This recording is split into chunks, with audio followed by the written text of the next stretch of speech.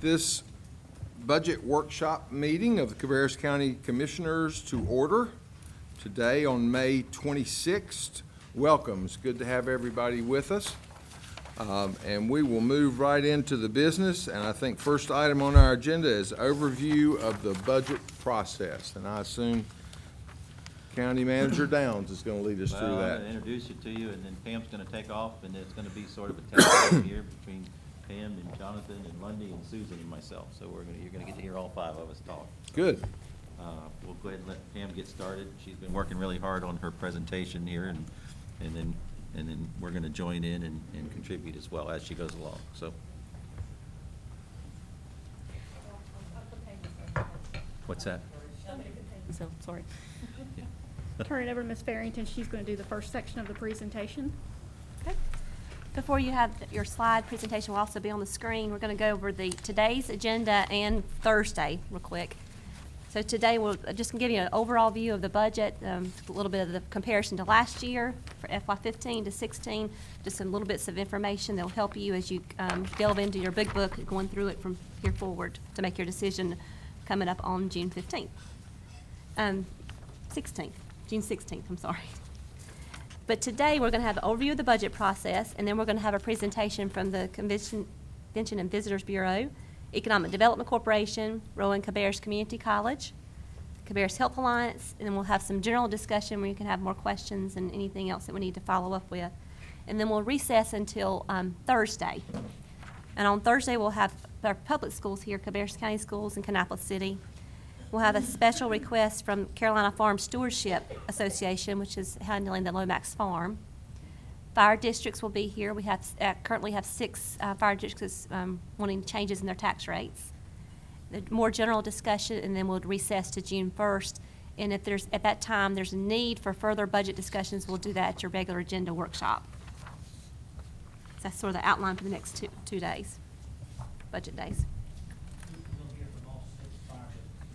That's correct. We have presentations from all 6 on Thursday.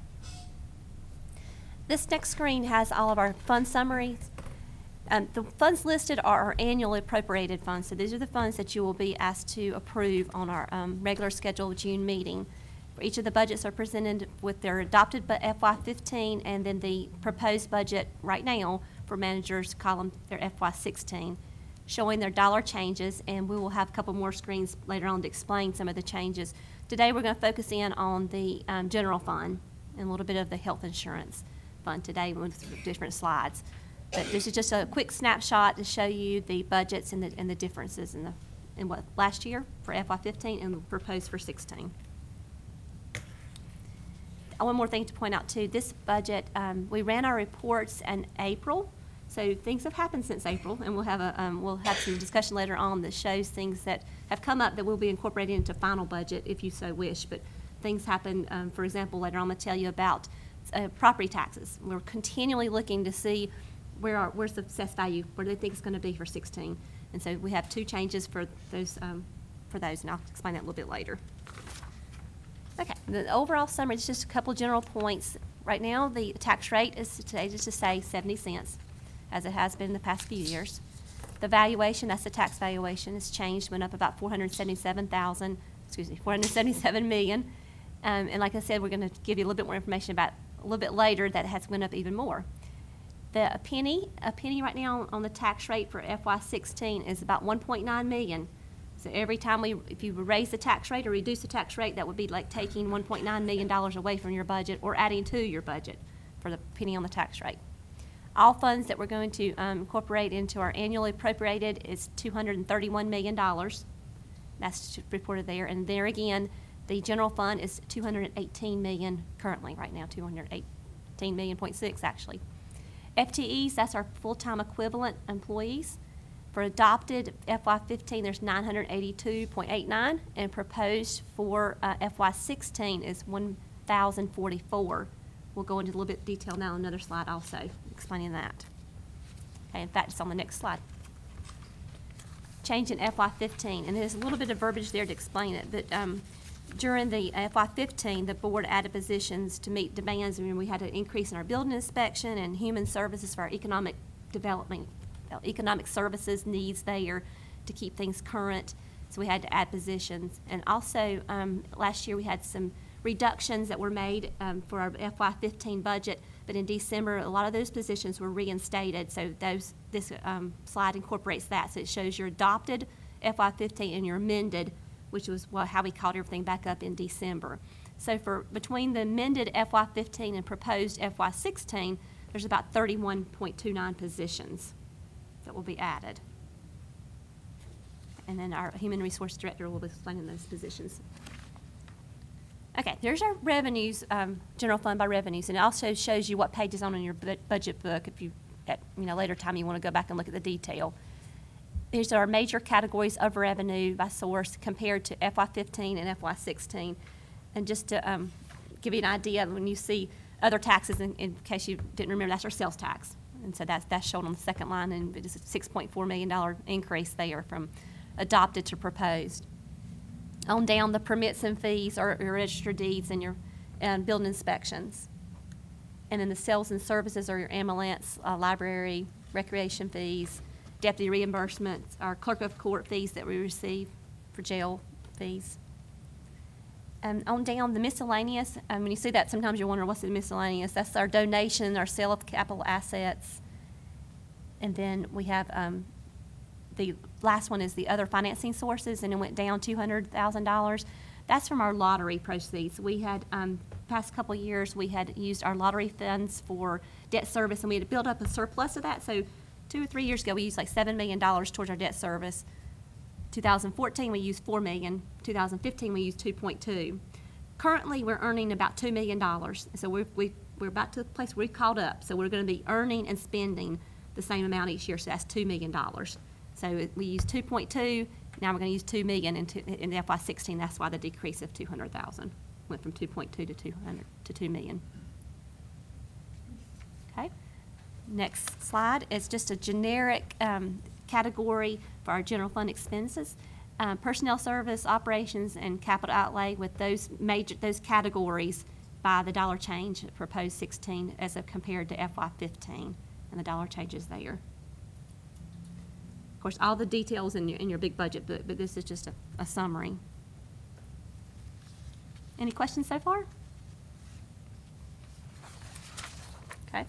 As promised, at the ad valorem taxes, right now, with the way the budget is presented, we have revenues projected to add additional $2.4 million to FY16 as compared to FY15. And like I said, each month the tax assessors will provide updated valuation amounts. And so since we cut off in April, we received April updates and May updates, and we were able to increase our ad valorem tax twice. So on top of the 2.4, we're going to add $805,000, and then again, we had a nice surprise back in the first part of May, where 1.1 million is also going to be added to our tax levy for 16. I have inquired with the tax assessor's office, and they don't think there's going to be any major increases or decreases. So this should be it for now. No more nice surprises. So, but these changes will be incorporated on our major our changes from till final. You'll see that on the big spreadsheet that's at your desk. Okay. And the next slide is our sales tax. This has been, like we reported to you in previous months, 11-13% increases. It's been a wonderful year for sales tax. But the County Association of County Commissioners had said about 3% increase, 3 to 5% increase. So we decided to do 3% for FY16. So I've incorporated that into the budget, and so we're going to experience $6.1 million increase from our budget from FY15 amended to what we were projecting for FY16. So that's incorporated into the budget. Any questions? Okay. That's a very low estimate. I mean, to use 3% for us is extremely I think low. they're saying that we cannot continue to receive 11 and 13%. That was just unprecedented. Probably more than 3. I think we're gonna balance out. But also, as we've reported before, there have been the major refunds, and this year we have not experienced those refunds yet. So we've talked to the Department of Revenue, trying to get some estimates. it's, you know, they don't have to get that information out. We've got the list of things over $1,000, and it looks like we're on target for our refunds for our hospitals and racing shops and stuff like that. But I know it's funny, but it looks like every other year we experience huge refunds. So this is the year we don't have the big refunds. Next year should be a refund year. I mean, sometimes we've had $2 million refunds, and other years we've had $7 million in refunds. And that's a huge swing. $5 million swing, and that's several pennies on the tax rate they would have to come up with. So historically, we've used about 1% to 3% growth for the sales tax, but that's what they were estimating, so we decided to go with the 3. Questions?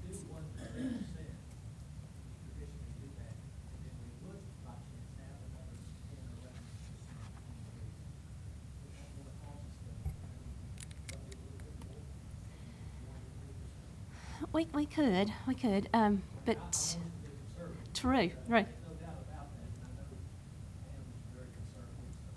2 years ago, for FY14, we didn't meet our budget. And that was the year, and I believe we used 3% that year too. That was the year we had the extraordinary refunds. We had no idea they were coming. And we did feel short. We weren't by a lot, maybe $120,000 if I remember correctly, but we didn't meet our budget. So that had to come off, you know, thank goodness other revenues came in over budget, so we were able to compensate for that. But, you know, if we were to use a 5%, 6% growth, and then it comes in at 2%, then we've got to make that up somewhere. Without delaying a lot, that I think that the economy obviously is getting better. People are loosening up a little bit and are spending money, whereas they was not spending money for several years. And so that's going to have a very positive effect on the sales tax, I think. One of the other aspects is you have the 3% growth that they estimate, but in January of 2014 or 15, the sales tax laws changed. And so we are collecting on things that we've never collected on before, and I think that's why we had such a large growth last year. So with that, and Amazon, who has voluntarily agreed to collect taxes for all the states, that is part of the reason why we had that 13% increase for that particular year. But once you kind of get that new revenue base in there, and then the growth off of it will stay around the 3%. So we wanted to be safe in the respect of that, knowing that first year we had all that new revenue coming in, and to see how it plays out into the following year thereafter. So we didn't really want to go past the 3% just in case. But should we collect something phenomenal, the positive portion of that is anything that's in excess falls into fund balance, goes into capital reserve, and is part of our pay-as-you-go. Right. So at least we have a balancing out for the other side of it. Well, I know one of the initiatives that I think that we talked about was trying to, at the end of the year, have as close to what the budget is. In other words, without having a surplus of overages, where you have $5, $6, $8, $10 million at the end of the year, that surplus that goes over into capital reserve, which that's a good thing. But then again, though, with all the other things that the county is in need of, that money could be put better use for things now, as we go, if we see that it's, running consistently higher. And those returns come in. Does that come in monthly? Does the sales tax come in monthly? It does. We usually hear by the end of the month, like, for example, this week, we'll know how much the deposit will be for June 15th. Okay. We'll receive the information at the end of the month. And remember, we're a 2-month delay. Right. So we have, a couple more times that we could conceivably have those refunds hit us, but so far this year. Yeah, and if during the year, 3/4 of the year, you've already made budget, then you have the prerogative to adjust your revenues to increase if you need to use it immediately. Right, and that's what I'm versus waiting till the speaking end of. the year. Yeah, and that's what I would like to see us do, as long as we, monitor that. Mm-hmm. And if we see that we're getting, running like we have been, then it might be, say, hey, look, guys, we need to maybe look at this. But even the state, and they're very conservative, or the Association of County Commissioners is very conservative as well. But they're even going 3 to 5, and they think 5 is the high end. So we feel much more comfortable going at the low, and that's what historically, that's what we've done. But again, If at the end of the year, the money is there, it rolls into capital money. If not, if you need something, if there's something that the board wishes to put money towards during the year, once you've met your revenues, you can always adjust the budget, amend the revenues and the expenses for a particular item. Okay. Okay. Any more questions on property or sales? Okay. The last revenue slide I wanted to share with you was the building inspections, register deeds, and the lottery funds. And like I said, due to the growth that we've experienced in the building and inspection permits, the revenues are anticipated to grow about 10% for FY16, and so that's going to increase our revenue by $419,000 for over our amended FY15 budget. Just to give you an idea, that represents about 2.7 million of our revenues, that property building inspections. The Register of Deeds also is experiencing growth, and that one we're having a 5% growth rate for FY16, which is going to increase it $283,000 over the FY15 budgeted amounts, and that represents about 2.1 million of our revenues. The last was the lottery funds, and I explained that earlier, where we're going to we're going to be receiving about $2 million a year, and we use those for debt service payments. And so we're going to start spending the $2 million that we've earned each year. So we'll get pretty close to, clearing that out each year as each year goes along. That's what we anticipate doing that on our 5-year plan. You'll notice that each year we're using about $2 million. Until things change, maybe they'll be reinstated and we'll be able to up that amount. But right now, $2 million is what we've been receiving for that. I'm going to do personnel and benefits now. I'm just going to turn that back over to Lindy Covington. All right, so I'm going to start with compression, and hopefully that's a term you've become familiar with, as we've talked about it several times in the past meetings. The definition on the screen is one of the better definitions I've seen from one of our compensation resources. I thought it did a good job of illustrating our exact issue here in Cabarrus County. Salary compression occurs when the market rate for a given job outpaces the increases historically given by the organization to its more tenured employees. Compression results in only a small difference in pay between employees regardless of their skills or experience, so kind of that inequitable situation. The market itself can then dictate how we have to recruit newcomers, sometimes offering them more than folks already occupying those roles, and again, that's the basis of that inequity within our pay structure. We can provide more detail on the process we've utilized, so let me know how much information on that is needed. But we've basically calculated the dollar figure that you see. That's the equivalent of about 575 employees who would receive a compression adjustment. That does include salary and benefits, and that is current as of last week. So if we have additional turnover or changes, that number may decrease a little further. But as of last week, that's our accurate estimate on the compression cost. Any questions or additional information needed on compression?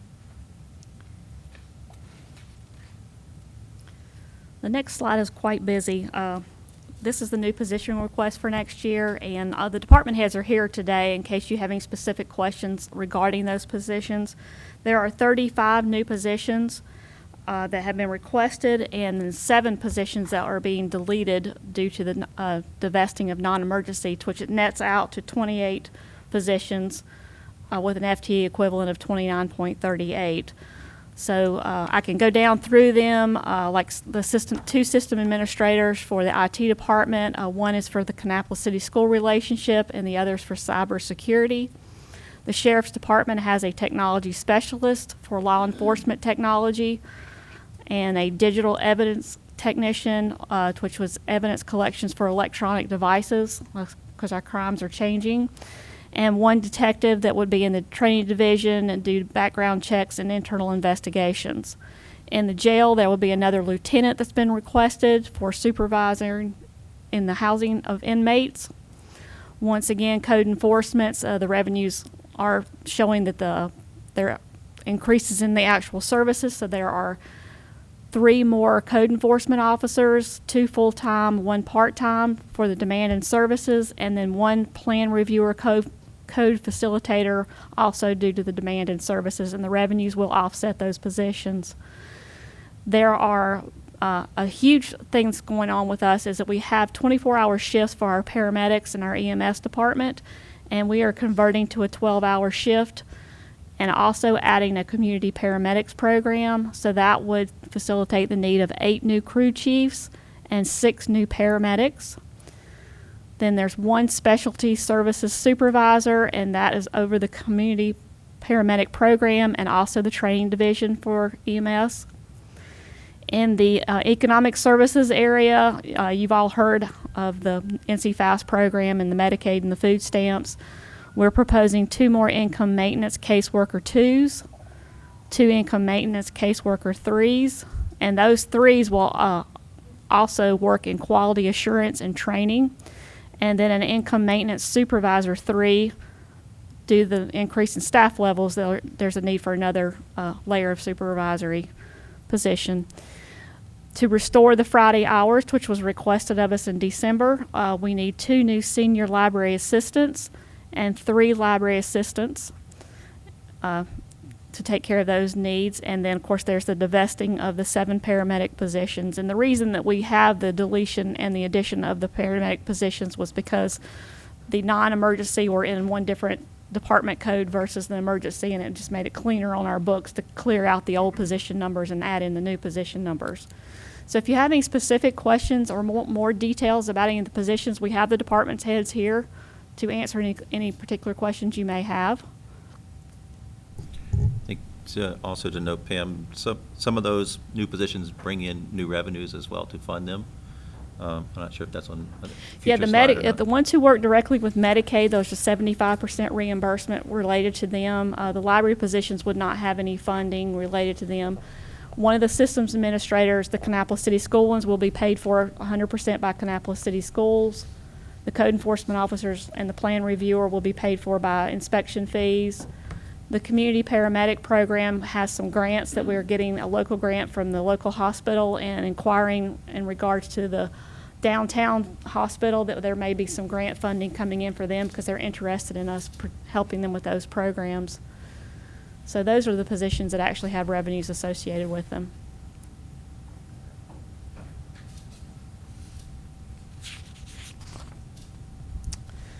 Okay, so there are there's a reclassification, a request that's been put in for 1 person to be promoted to a library branch manager. We have 4 branches and 3 branch managers and 1 librarian.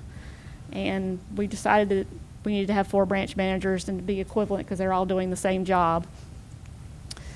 There's a request for the change in hours on the communication specialist. Currently, it is a part-time position, 29 hours a week, and we propose for it to go to 40 hours a week to help with the initiative of the board's communication efforts that you're looking to in your goals and objectives.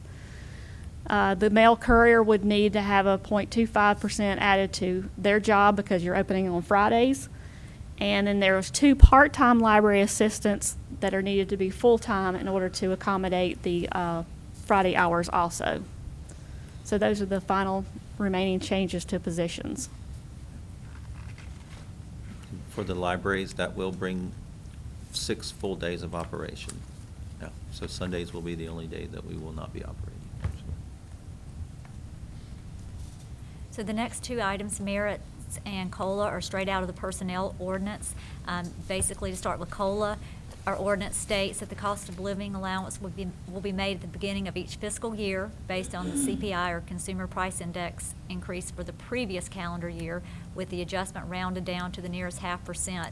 So based on this year's CPI, the recommendation is a COLA of 0.5 or 0.5%. The total cost for all employees currently on the payroll is $251,000. So that's the COLA recommendation. And then as far as merits, the merit plan is based on the employee's performance evaluation, and it's considered based on their anniversary date of hire. We've requested a maximum amount of 2.5%. The total cost of $631,000 is calculated based on the last couple of years, our average reviews. I think our average is around 1.25% per employee. Again, the max would be 2.5, but that is our estimate of what restoring COLAs to a 2.5 max would add to the budget. And both of these are current board policies that are in the personnel ordinances.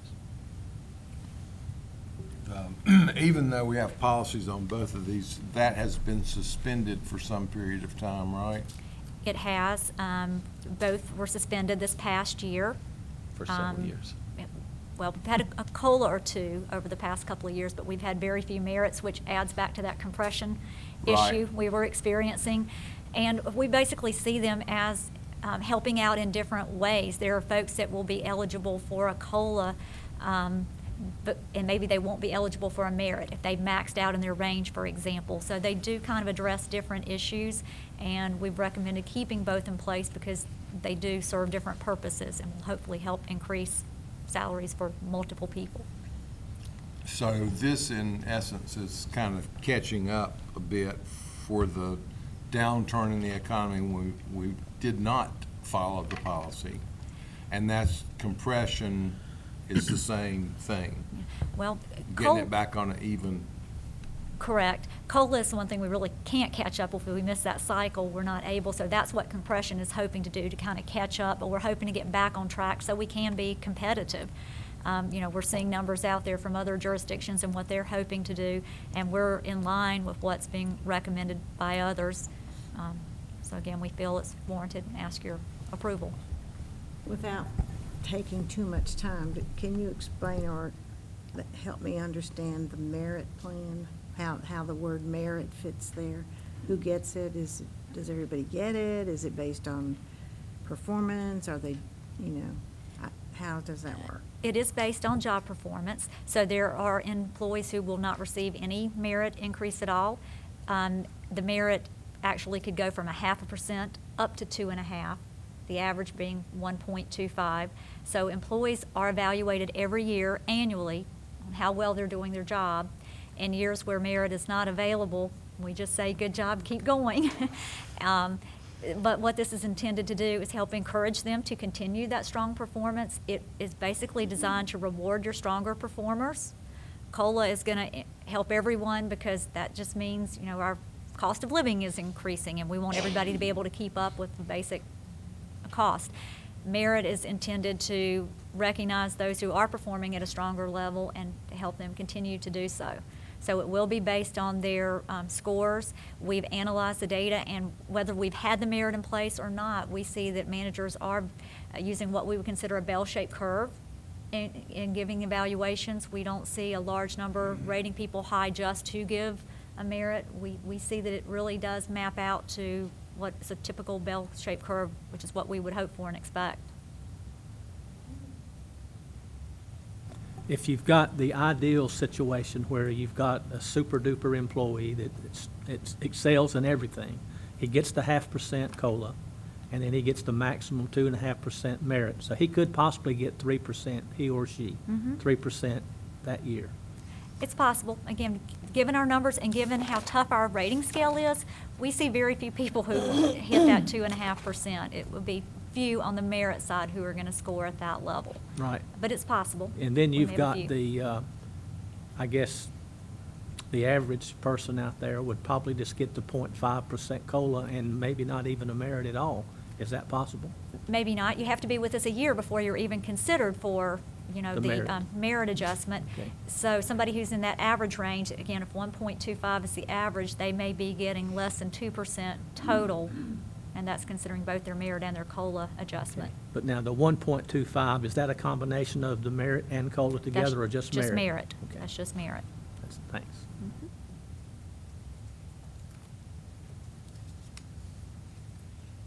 Okay, moving on to our next slide, health insurance and workers' compensation. We actually talked a little bit about health insurance at the March board meeting, where the current plan was approved by the board. The health insurance cost would be $7,692 per employee for fiscal year 16. That is an increase over 15, but it is still a reduction over where we were in fiscal year 14. Also, we, as of last year, had added in the workers' comp contributions to the workers' comp fund. We had suspended that back in 2006 last year we came before the board and suggested we contribute to do some catch-up. We're requesting to continue that for this year in the amount of $483,000. And again, it is kind of to catch up and stabilize the cost of our workers' comp insurance plan. Any questions on either of those items? Before I pick back up with the debt service, there's one other component on the 5-year plan, and that is the public safety study. And we should have some results on June the 1st to give us a better estimate. So there's $250,000 that has been placed on the 5-year plan for that study. That was a pure estimate.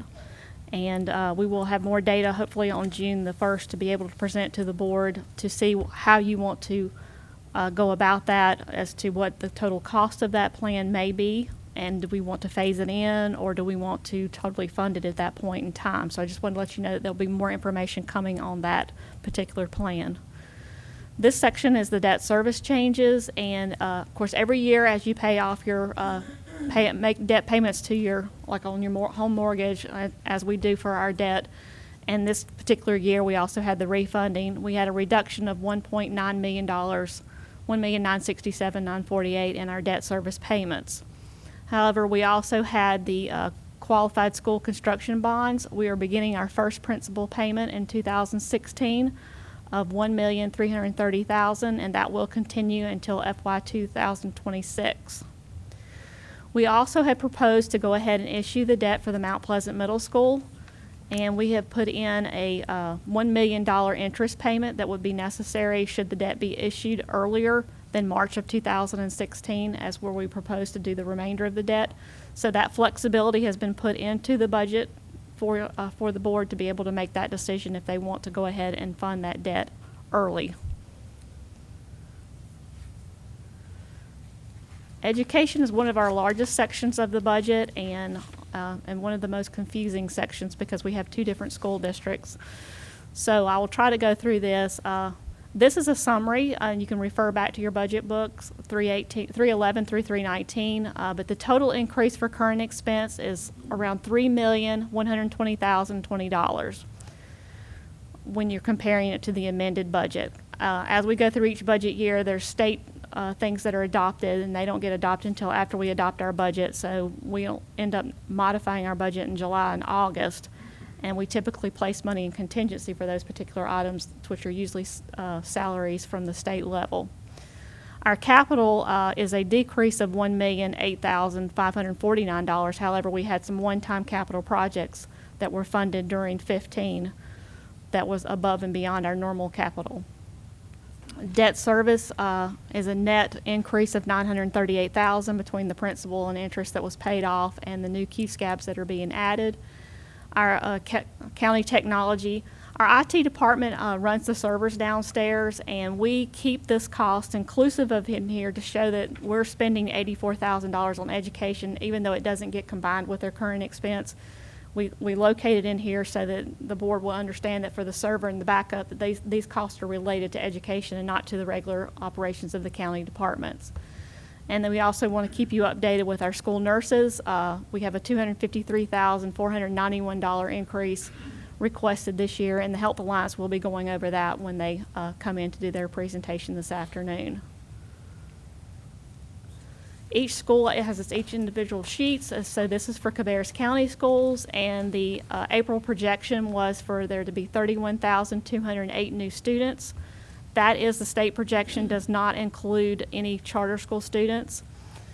So the split in the ADM for their share of the money is they would get an increase of $2,756,850.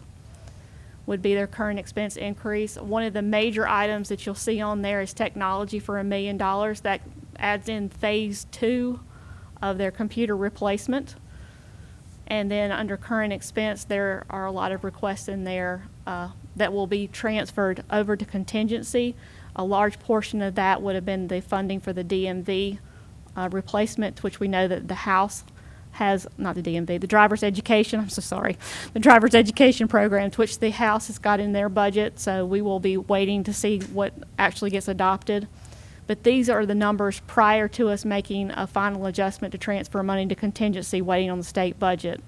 The difficulties in doing the education budget is that you get the numbers of what you project you need to fund for the schools.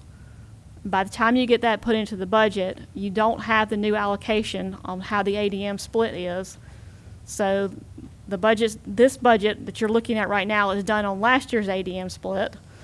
The ADM split came in, had to make a $93,000 adjustment to balance the two of them back out. And then we made an adjustment to move money out of both school systems into contingency for the board to wait to see what the final state budget adoption is. So we will have some more data for that on Thursday night. There'll be a couple more bits of information to be able to show you on how the education changes are being made for those entities. Pam, The percentage split is 88.22 for Cabarrus and 1178 for Kannapolis. Pam, the question that I had was, the state hasn't made their ruling yet on the driver's ed, is that right? Correct. The House has we're- adopted their but we're- budget and made the ruling that they're going to fund it. So we're not really 100% sure, but we have allocated money in case that they don't. I mean, in case that they do put it on us. Yes, there will be money placed in contingency for that decision if the board chooses to fund it. Okay, I mean, just for the viewing audience that is watching this, do you remember how much, I've seen it in the reports, but I can't remember. Do you remember how much it's going to cost the county? If For we have Cabarrus to do- County Schools, it's $531,238, and for Kannapolis City Schools, it's $95,020. And that's an extra expense that we haven't had in the past because it was a state-funded program. But now, if they put that on the county, then obviously that's how much the county's going to have to absorb in extra expense. I just wanted the viewing audience and everybody else that's watching, would know that that's the type of financial impact that sometimes decisions in Raleigh make on local governments. And we seem to be seeing a lot more of that. Okay. And as Pam said, that and some other funds are placed in your contingency based on the final decision. If the decision is made and you so choose, then we will move it into the operating side so that you can fund that program. If it is funded by the state, then you have those funds in your contingency that you can move to other places as well.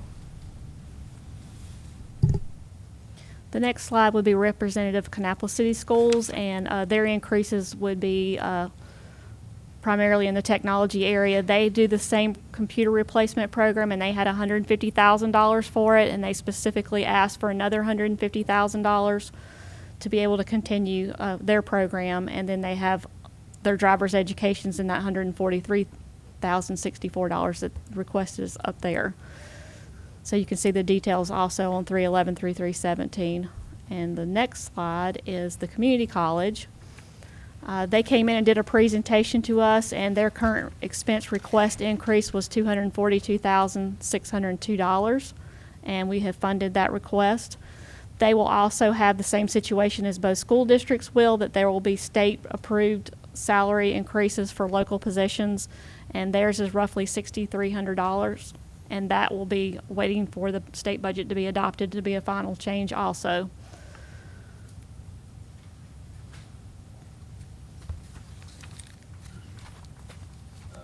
As with previous years, there are some other outside agencies that you fund that are not actually county departments. The Arts Council, that we're proposing, and they requested to match their previous figure of $26,000. That goes towards their operations. In addition, you do provide some in-kind by providing some space and power and some custodial services as well. But as far as cash, it's been $26,000 for several years. And they will be here, at least for this money, but they're not coming in. But I know they'll have a written report. They'll have a written report for you. Juvenile crime prevention, Mike, I have a question about that. Sure. And I'm 1,000% a supporter of the Arts Mhm. Council, so I kind of hesitate to make this question. they do get the in-kind. Do you know, do you calculate how We do much that calculate that. in-kind It's not in here. is? Do you know approximately what that number We'll was? get you that information. We actually have the calculation we Okay. provided last It's- year to them. Because where I'm going is that the Arts Council, from the inception of the Arts Council, they struggled. And I can understand when an organization is struggling, that you can help them. But I don't quite understand why the Arts Council is chosen and so many other of our nonprofits are not. I mean, what is the rationale between the county funding the Arts Council? Historically, the Arts Council has been the one or two of the nonprofits that the board has chose to support, because they not only, they touch everybody in the county, both school systems, and then they provide the quality of life for their, and that's purely a board's decision. I mean, we can make that comment about You could, about many so many of them, organizations sure you can. But, that are struggling more than the Arts Council Mhm. is. Sure. And that's just my question. Okay. I feel like if you total what the donation is, plus the in-kind that they get, that's a tremendous help to the Arts Council. And it's not that I want to take it away from the Arts Council. Sure. It's just, what is the rationale? How do we decide that that is a more valuable organization than Academic Learning Center Sure. or That any is one of a purely number a board's others? decision. Several years ago, the decision was made that this board would not fund or not provide funding to nonprofit agencies except for the Arts Council. And I'm trying to think of, there's one or two other ones. You that- consider the EDC one? Yeah, the EDC would be one, and then Special Olympics. Special Olympics, that was the other one. I was trying to think of Well, Special I'd like Olympics. to hear, if this may not be the appropriate time, but at some point in time, I'd like to hear how the other commissioners feel Sure. about that, because we do have some other organizations that are out there I working would- very hard for all of the children as well. We have 2 education foundations, we have, things of that nature. Sure. And I think, for me personally, my rationale in the past has been the educational aspect of it and the programs that they do in the schools. And I think at some point in time, we've had some discussion about the transportation of these students to some of the programming and those kind of things, which I think they use some of those funds to provide that. And I serve on the board of some of those organizations that you mentioned that have programs that deal with specific categories of students in some of the schools, whereas the Arts Council, I think, is 100%. All the children are touched by those programs. So that in combination with some other things has been my thinking on it over the past couple of years. The fact that their programs are for all the students, I think maybe with the exception of the high schools, and I'm not sure that they go there. That's just my 2 cents worth. I tend to agree with Steve. The quality of life that the Arts Council adds to Cabarrus County, and being able to reach as many children. We got 31,000 in Cabarrus County, and I don't remember what it was in Kannapolis, but you're looking at probably close to 40,000 students, and then the parents and the grandparents and just the everyday citizen that takes advantage to that. And not only that, but what it brings to downtown Concord.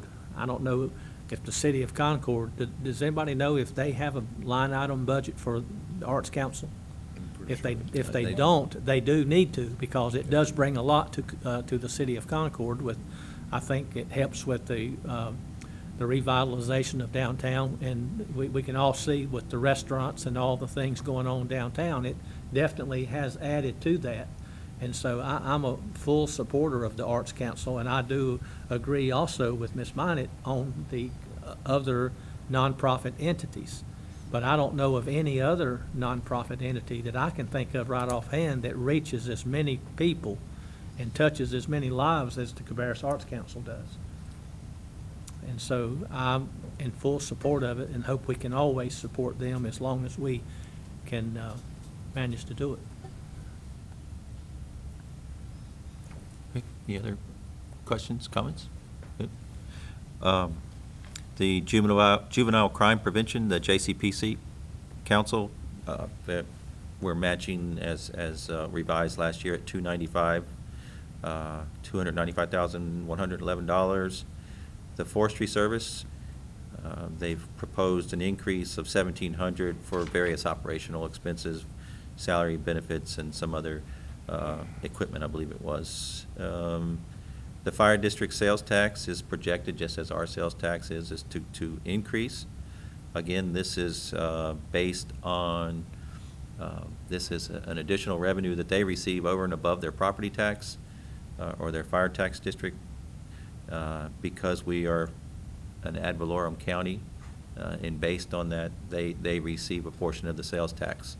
As we've discussed on the proposed sales tax bills that are out there that would not only redistribute, they would require us to go to the per capita basis, and this revenue would no longer be available to the fire departments. That would go away. So we are projecting that there is a 33% increase in that revenue for the fire departments. How many fire districts are there? 14. 14. I believe it's 14 still. We've had a couple. I thought it was 16 or Bobby Smith, 17. no, he'll be here short. I think of it, but it's either 13 or 14. Only six are requesting a change in their tax rate. I Yeah. think there's 16 fire districts.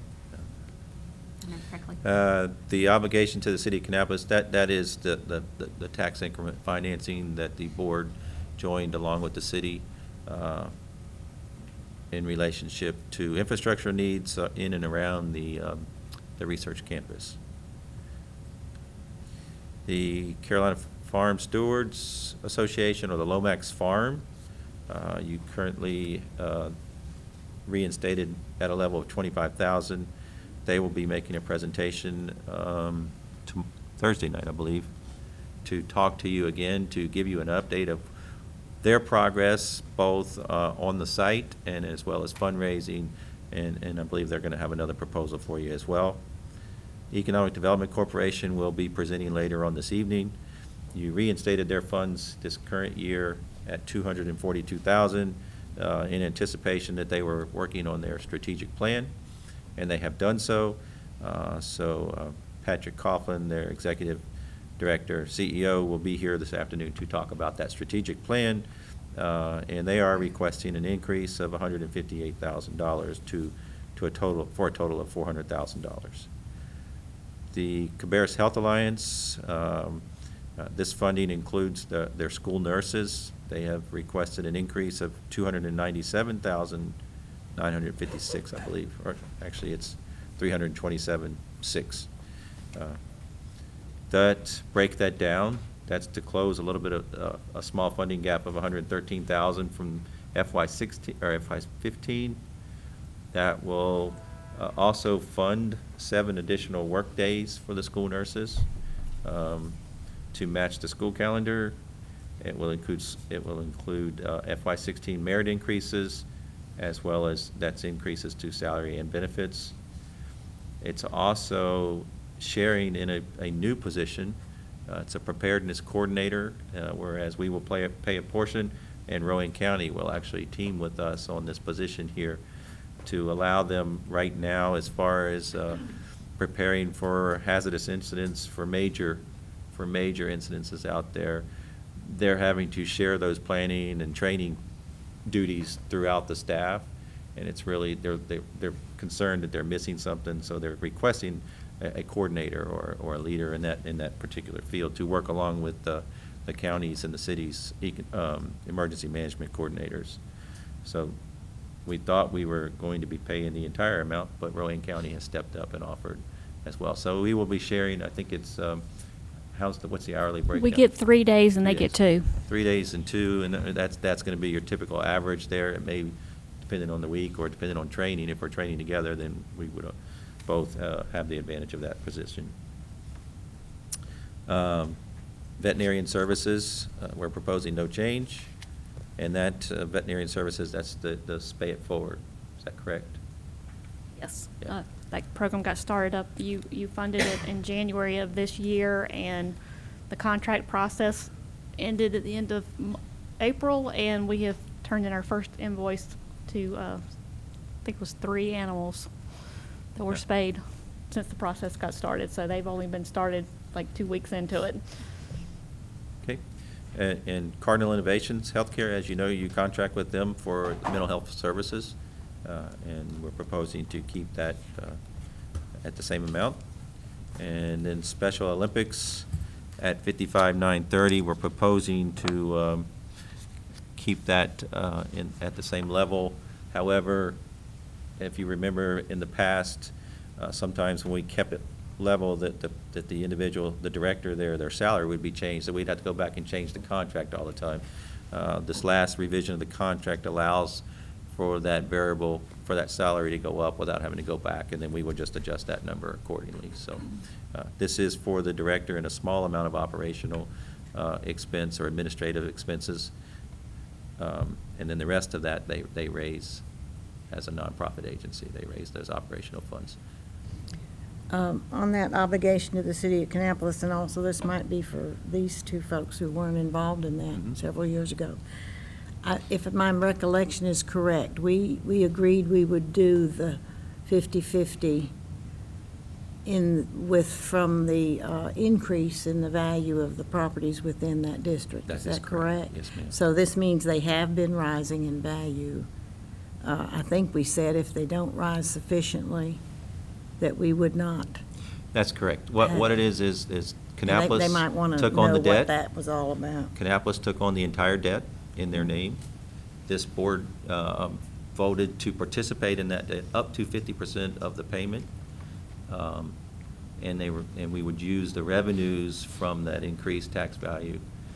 If the revenues did not come in up to 50%, then we were only obligated to pay what those revenues generated.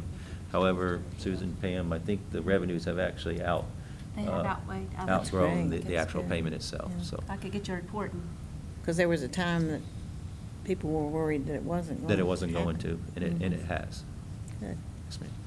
it's not a 50/50 payment, because the first payment's due August 15th, and, by that time, that be just reflected for July.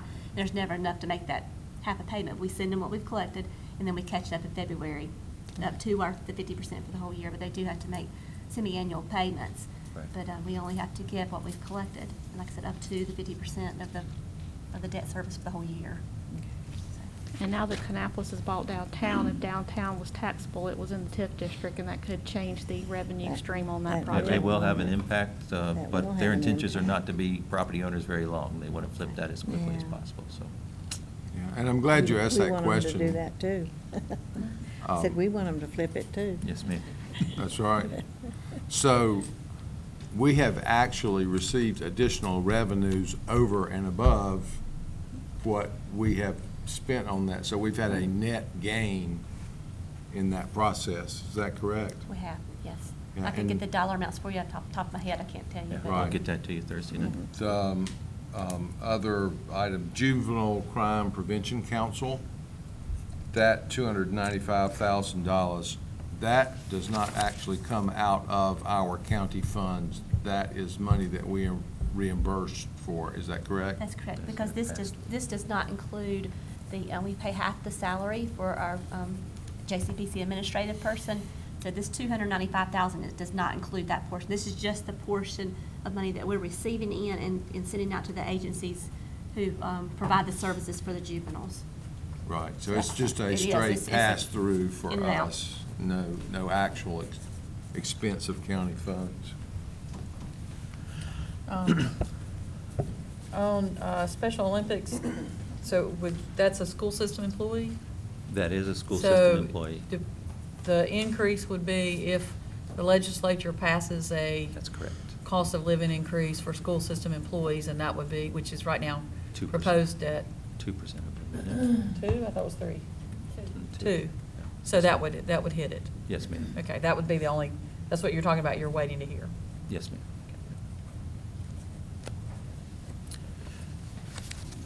Okay, it's time to move on to capital improvement. Jonathan's going to take that on, and So again, for a quick definition at the beginning, capital improvement plan are items that are over $100,000 total cost. So there are going to be projects, construction projects, renovation projects, things like that that fall under that 100,000. We have another process for that, and it's actually included.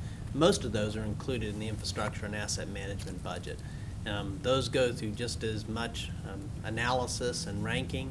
Actually, Michael Miller, the assistant director, went out and met with each of the department heads, got kind of their list of projects, and then they formulated a budget for those, have gone back through, and he and Kyle Billifer have ranked those. And in turn, they take that ranking, Mike Downs and I go through that, and we list A, B, and C projects with only the A's making it to the infrastructure asset management budget. So there's a whole group of projects that you don't see. These are the ones that go above 100,000 and the ones you do see directly. But those others are in the detail of the budget for infrastructure if you'd like to look at them. So again, these are listed by where that function or division is, and what the project is, the funding source, the cost, and it gives you a page number, because within your budget book there is a detailed page that goes with each one of these projects that shows the breakdown of that cost. And in some cases, what we're showing you here is a cost for this year, and there may be a cost in future years that go along with that. So the first one is with the tax collector's office. It's to do some renovations to the front counter, help with ADA accessibility, safety and security, and also to set up a meeting area. Because right now, when you have taxpayers who have issues that need some privacy, they're going back to the offices, and there are some security issues going behind the payment counter to do that. So these are very similar renovations you may have seen in the clerk of court's office. We would be doing the same kind of counter renovations there. Elections is voting equipment, and this is one where there are actually costs in future years. These initial costs for this year are a tabulating machine, as well as 65 voting machines that they use at precincts themselves that cost $850 each. So the total for those that are projected for this year, $167,250. The chiller replacement is the first of 2 chiller replacements in this building. Both chillers in this building are originals. We just celebrated our 25th anniversary, so we've gotten a very good lifespan out of those. So there's one replacement scheduled for this year and another one that's approximately 3 years down the road. The design for the parking deck, even though that shows a cost of only $75,000, so I just said it's $100,000 and above. Of course, that parking deck itself is much more than that. This is not a full detailed construction design. This is really to make sure we can use the site that we projected downtown to use. Look at who the funding partners may be, because we may have some other funding partners that would be associated with this, particularly if we decide to go with more spaces. The City of Concord is going through a parking study right now as part of the update to their downtown development plan. That will give us a better idea of need for parking spaces, both for our court system, which is the primary use for this, as well as how that can help downtown parking in general. And so this is also a feasibility of how it could be built to include, just like the city included some retail space, to consider some of those items and begin that study. The law enforcement center, it shows $700,000. There's actually some additional funding down the road in that, but this is really it's both software and hardware for the security systems, and we talk about that, and Debbie Brandon can give you much more specifics on this than I could, but it's really, this is the system, the camera, the operating system for all the electronics. Again, that's not that old a building. In her words, you count technology in dog years. The technology has changed drastically since then. This would be an upgrade from analog to digital. In particular, keeping up with our records retention policy, we need to switch to digital on most of our camera systems and retention of those, just so we're keeping that in a format that we can meet those record retention schedules. It is a changeover, not just, again, in the software, but the actual hardware that's used for this. The funding down the road is only $60,000 a year, but the $60,000 will replace some cameras in the first year, but then gradually the cameras will be replaced over time. Those are not where we're seeing the failures. The failures, I think, are in other pieces of the hardware. The prime farmland soil is one that you funded in the past for soil and water conservation. They actually use that for the Souther Prairie purchase, and again, we're leveraging those dollars in almost every case where the county is putting money into preservation through conservation easement or direct purchase, but we're leveraging those with other grant funds so that it's actually extending those monies. So this is another contribution to that. Human services, this is one, typically our capital improvement plan projects will start some years out and then work their way forward, but as we've been looking at some of the major changes in human services and the need for space, that area that we lease, we have an area that the Health Alliance used to occupy that is available that we can renovate for child support. So these are the funds to do those renovations and create a new area there that's desperately needed with the staffing levels we have. And then you begin to see the annual capital outlays for Cabarrus County Schools, Kannapolis City Schools, Rowan Cabarrus. Below that is an overflow parking lot that's desperately needed at Frank List Park. In the past, we have looked at some turf fields that could be constructed along with CVB as a project at Frank Lisk. This parking lot is needed no matter what we do, but we would plan it so that if you decided at some point in the future, or if that project ever moved forward, that it would be sited to conserve those fields also. So we're kind of looking at two different issues with that. The Highman lift is a piece of equipment that we have at the Arena and Event Center. It was actually originally projected to be purchased last year. We were able to gain another year, but when we did the major overhaul on the piece of equipment, and really it does not look like it's going to last much longer, so we're getting some efficiency issues there. So it is in this year's budget. The next group are debt-funded projects. Keep in mind, I know we see different figures for these. Pam, I'm sure, would be happy to address the exact numbers that are included with this, but these are the debt portion of them. There are, of course, with each one of these projects, other parts of these that you are funding in other ways that are not debt portions. So this is just that debt portion of them. One of the ones I'll point out is looking at land purchase. We have identified and been working with the community college on the need for additional land to continue to grow that campus. So that's something that's been identified and showing in your capital improvement program because of the critical need for that. When you're looking at this section of the budget, you're going to find that it's sorted different ways. It's going to show these projects similar to that where they're listed, so you can see what year they show up, and then you'll also see those additional years that we're using for our 5-year planning purposes. These are the large projects. We need to know when we expect them to hit an actual budget, so we're looking at them in 5 years in advance. That said, beyond this year, there is not a funding source identified for each one of these, and you can see the explanation because we're putting so much money to the pay-as-you-go school and community college projects. It's difficult at this time for us to determine funding, but we're still needing to plan those. So we will, as these come up in future budgets, of course, have to find the funding source for those. But each one of the capital improvement program, when you go to that section of the budget, you'll see that it's also sorted by funding source. So you can look at what's coming from general fund, what's coming from the capital funds, so forth, and just see projects by each one of those funds. Of course, we're working on the extensive capital and maintenance list for future year requests with all the schools and the community college, which are very large numbers and will also have to be factored into future budgets.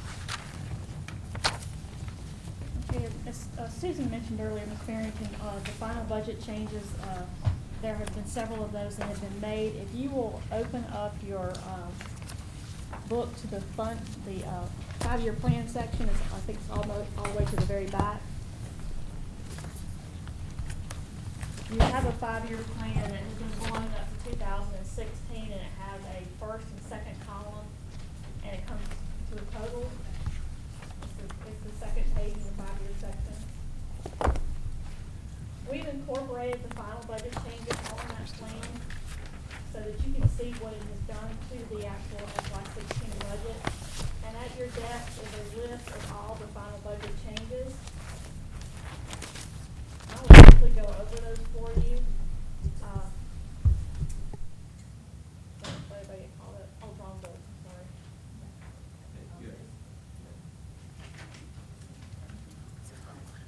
It's the one we gave you today, I'm sorry.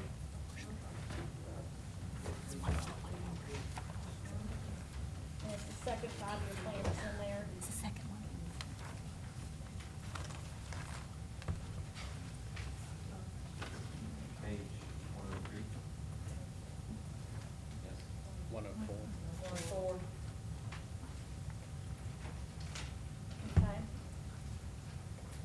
attachments, we can't have two things on the screen. We're gonna have a 5-year plan up there, and then at your desk, you have the final add change list. When we put the budget together, we were funding 100% of the position at the Health Alliance, that before we knew about the split with Rowan County. So there's a reduction of $29,644 at the bottom section of the 5-year plan for the Health Alliance. It'll be a matter of going up and down and back and forth. So you can see under the CHA funding request, the minus $29,644, which gives you an adjusted new request of $297,956. Susan has also made 2 sets of estimates for property taxes. The very first estimate netted out to about $805,000. It's at the top of the 5-year plan in the revenue section. And you can see the 805,487 being added to the ad valorem taxes.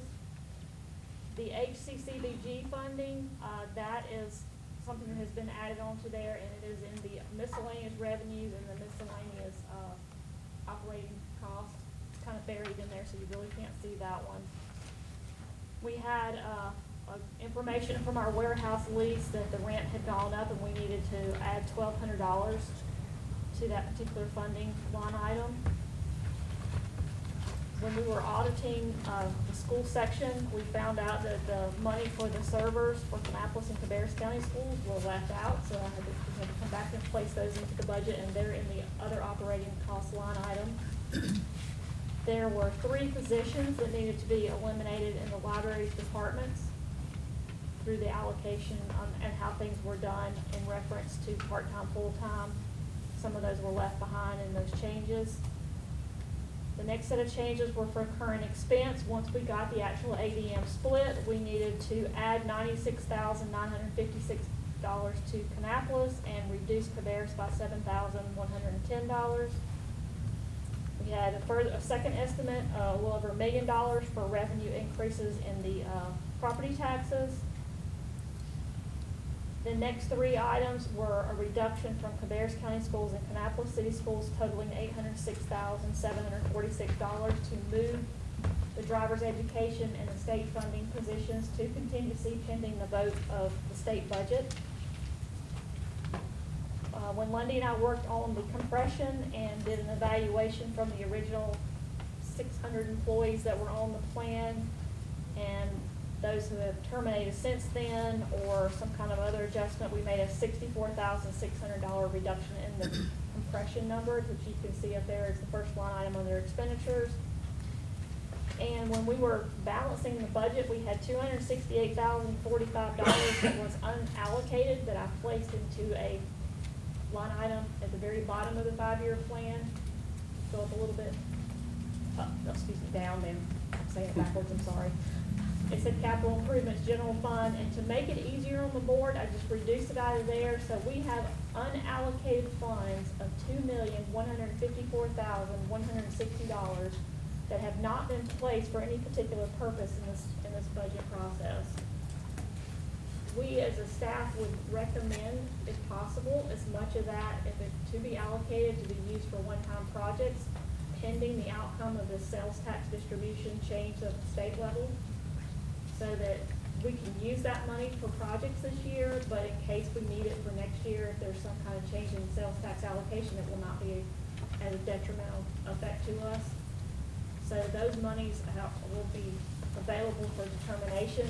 Mr. Downs has a copy of Rowan Cabarrus Community College, Cabarrus County Schools, and Kannapolis City Schools, and our capital outlay request list, so there can be some discussions gone through as far as those are concerned, of any changes that may be taken from this funding to be used for any specific projects that are on that particular list. But this gives you an idea of where we started when we had your budget book put together and where we are with the final changes as of right now. So the budget is now $220,591,741 with those changes incorporated into the presentation that we gave you. So we thought this might be easier if we updated the 5-year plan for 2016 as a separate sheet so you can see where the changes were placed onto there and incorporated. What was the unallocated amount? It's right there at the very bottom, $2,154,160. It's the third to the last line.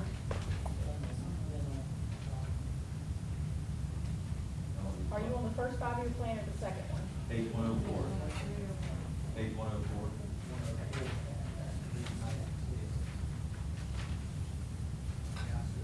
There you go.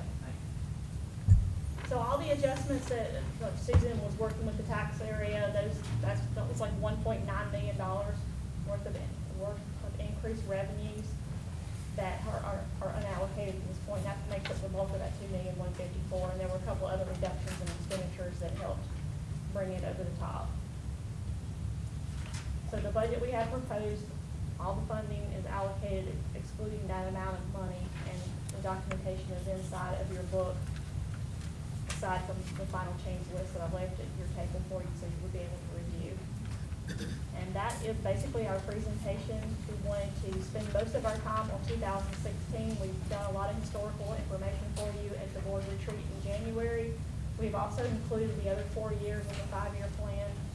If you have any particular questions about those, we'll be glad to answer those tonight or any of the other evenings that we meet to discuss any changes that might need to be incorporated there. But this was to highlight all the changes for 2016. And there were a lot of changes based on the adopted 2015 budget and the interim changes that were made in December to incorporate changes to this year's budget. So, That was- any questions as to what you've seen? As we do a lot at you. So, as Tim said, we presented you the budget 2 weeks ago or a week ago, and we've not stopped working. We're continuing to work and try to massage and shape that budget, both from a revenue and expense side. So, and we threw a lot at you. So if you go through in your personal time, or after you hear some more presentations later on, and you have questions, we will be back Thursday night, but if you need the answers or need some information that we need to bring to you on Thursday night, please call us, shoot us an email, and we'll make sure that it's here for you. We'll get it to you as soon as possible, so that you'll have it Thursday night as we progress. Mike, I wanted to make one comment also before, since I'm the newest school board member to come on here, and to look at the school board's budget and look at the county's budget, obviously it's a huge difference because you're coming from so many different directions. But I've already spoken to Pam and the ladies that work with her and that helped her prepare this budget. But I'm really am just so impressed with the presentation, the way that it's presented in this book. I went through it and I've marked it all up real good, and I put big question marks on there. And then when I'd read on a little bit further, I'd find the answer to the question, because you had everything so specific, so spelled out. And I mean, it would just about take a blind man to not be able to follow along and understand what you all have done to make the budget process easy for us, you know, for me in particular. And I've gone through many school board budgets, and it's never has been quite that way, because obviously it's a lot too. It's a 200+ million, but it's a lot different the way it's laid out. And so I just once again wanted to publicly commend the finance department, Pam, you and your staff and everyone for their involvement in preparing this county budget that we're looking at. I just had to bring that out again for everybody to know that it's a great process. Okay, thank you. I know Pam and Susan and Becky and Kristen and probably 50 other people had their hands on this as well. Well, actually, probably 1,000, because the budget truly is, it involves the entire staff of the county, starting back in November, so.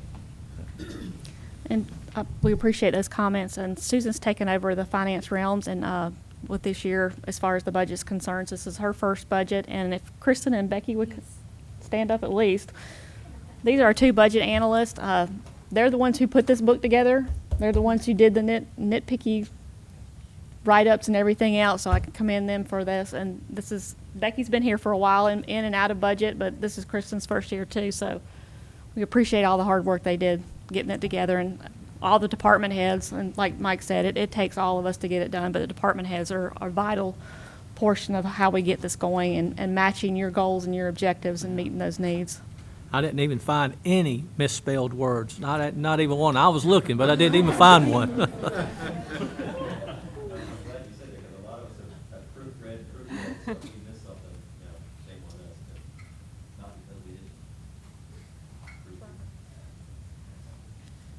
I had two things, questions from, that I was waiting for the answer.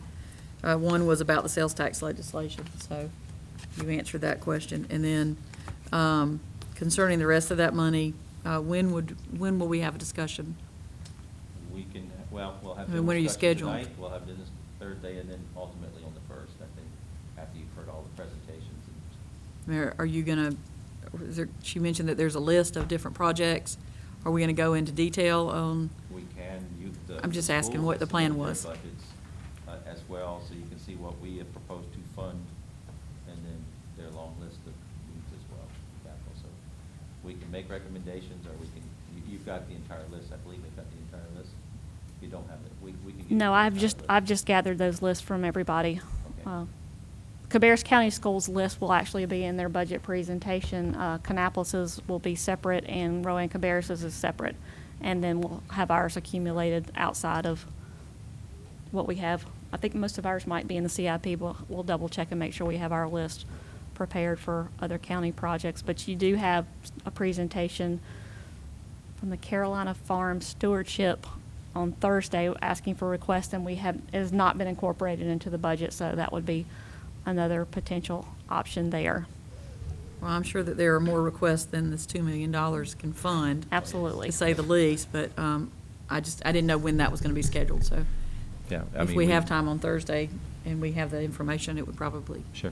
be a good conversation. I can get those lists out to you, and then before we get to Thursday. Yeah, there's definitely some capital, there's some maintenance and repair needs, both from the county and from the school systems as well. So we know that list is very long for the schools. So this will give you an opportunity to start working on some of those issues as well. Okay, we have talked all the way through our 15-minute break. We have 4 minutes left.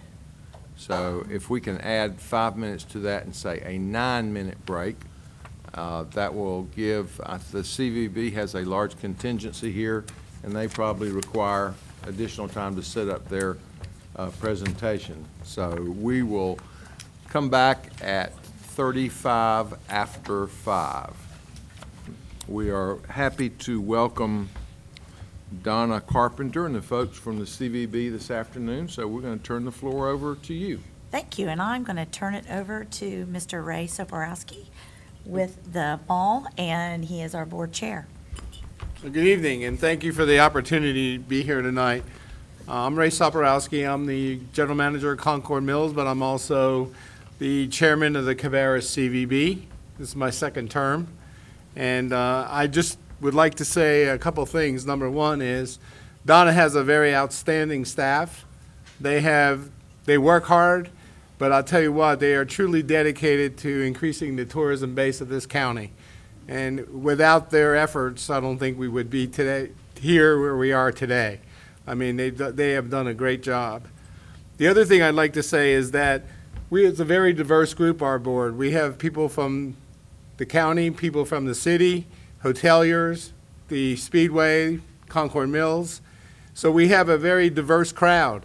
But one thing about our board is that when we make a decision to do something, whether we agree or disagree in that conversation, when it's all over and done with and we make a decision, we're all united. And I think that's the beauty of how this board operates. And without their support, Donna and her job, and John, their job would be much more difficult. But again, I'd like to just say that I'm pleased to be here. I'm proud to be the chairman of the board, and to Donna and their staff, a big thank you from us for all the work that they do. Thank you, Ray. Thank you for the opportunity to present our budget to you this afternoon.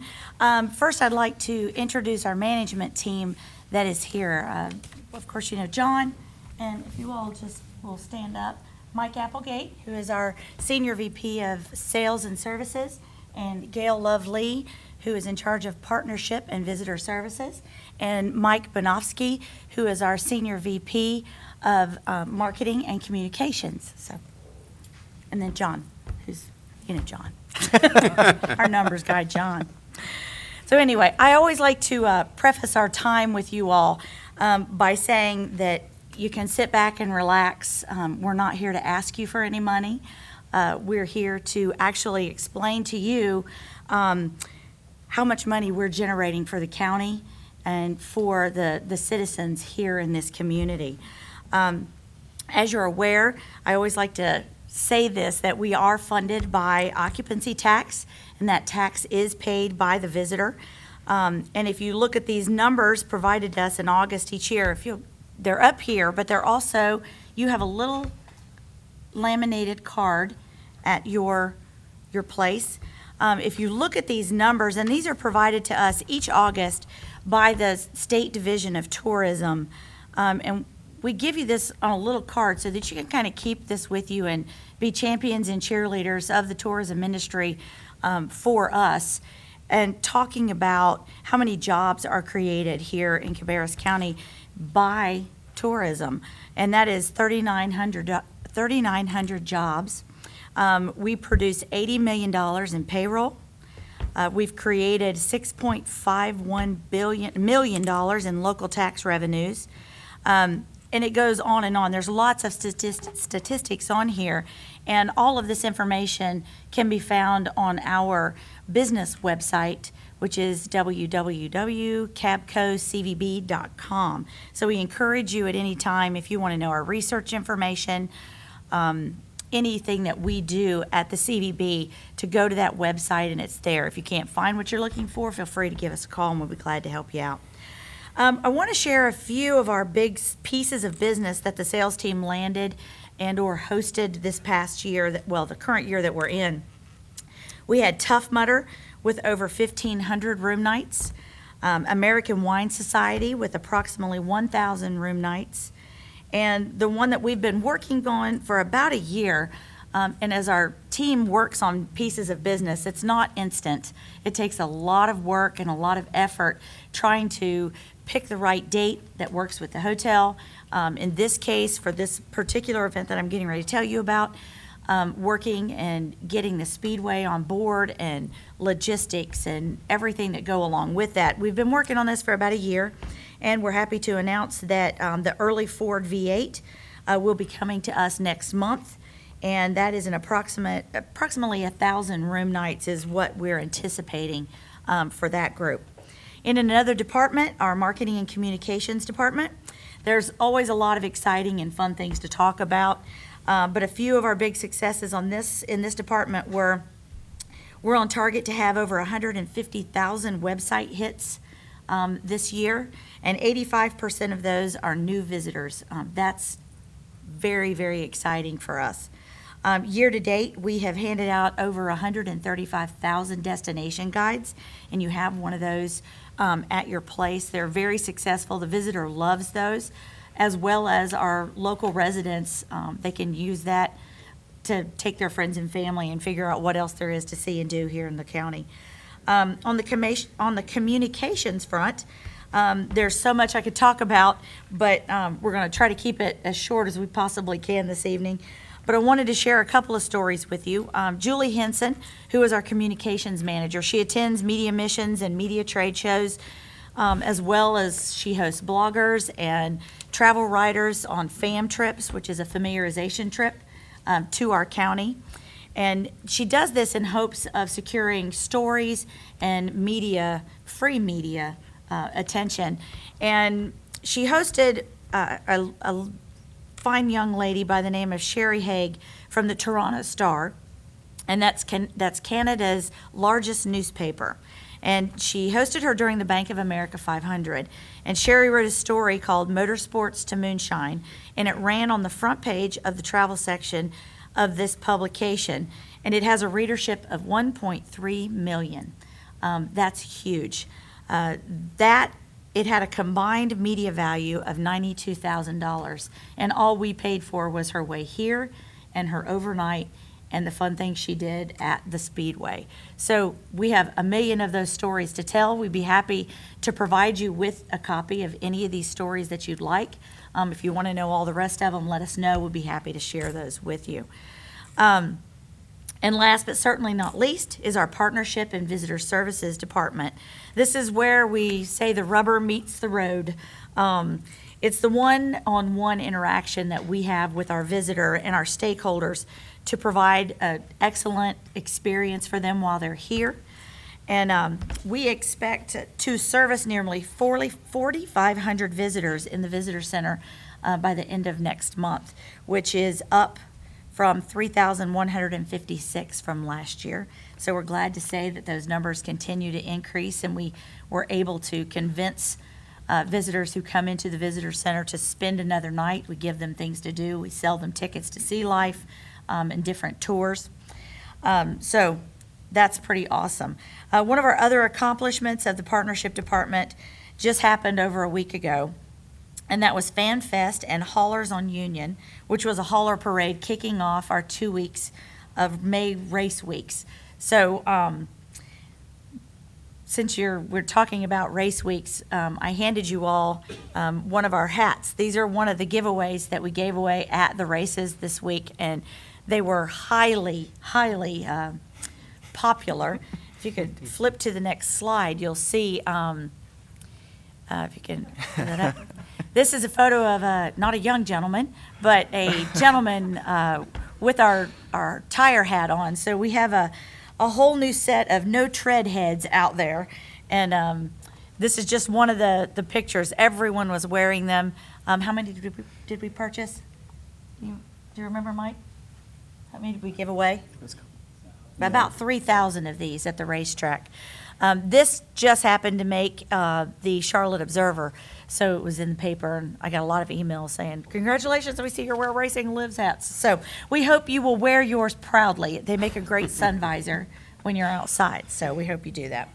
As you can tell, we keep very busy all year round, and I believe our increased budget this year reflects the successes of our organization as well as the destination. And this year, we're projecting a $4,824,982 budget, and Mr. Mills is going to explain that to you and go into a little more depth about how we're going to be spending that money.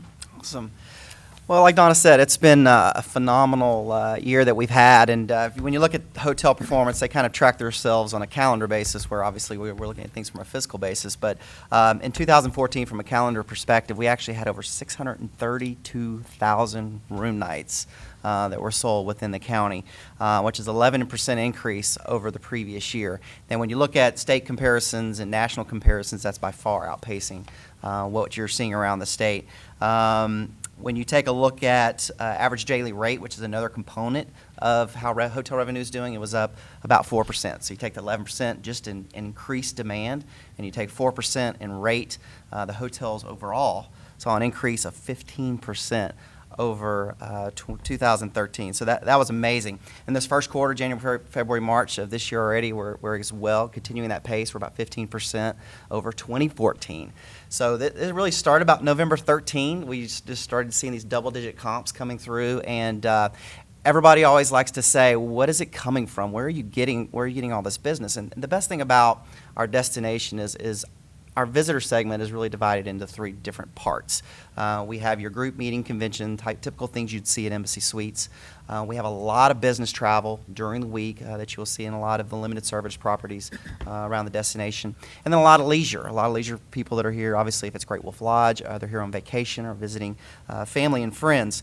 So that segmentation keeps us up all year round, where it used to always be about May, used to always be about October, and the performance of the races and for the hotels.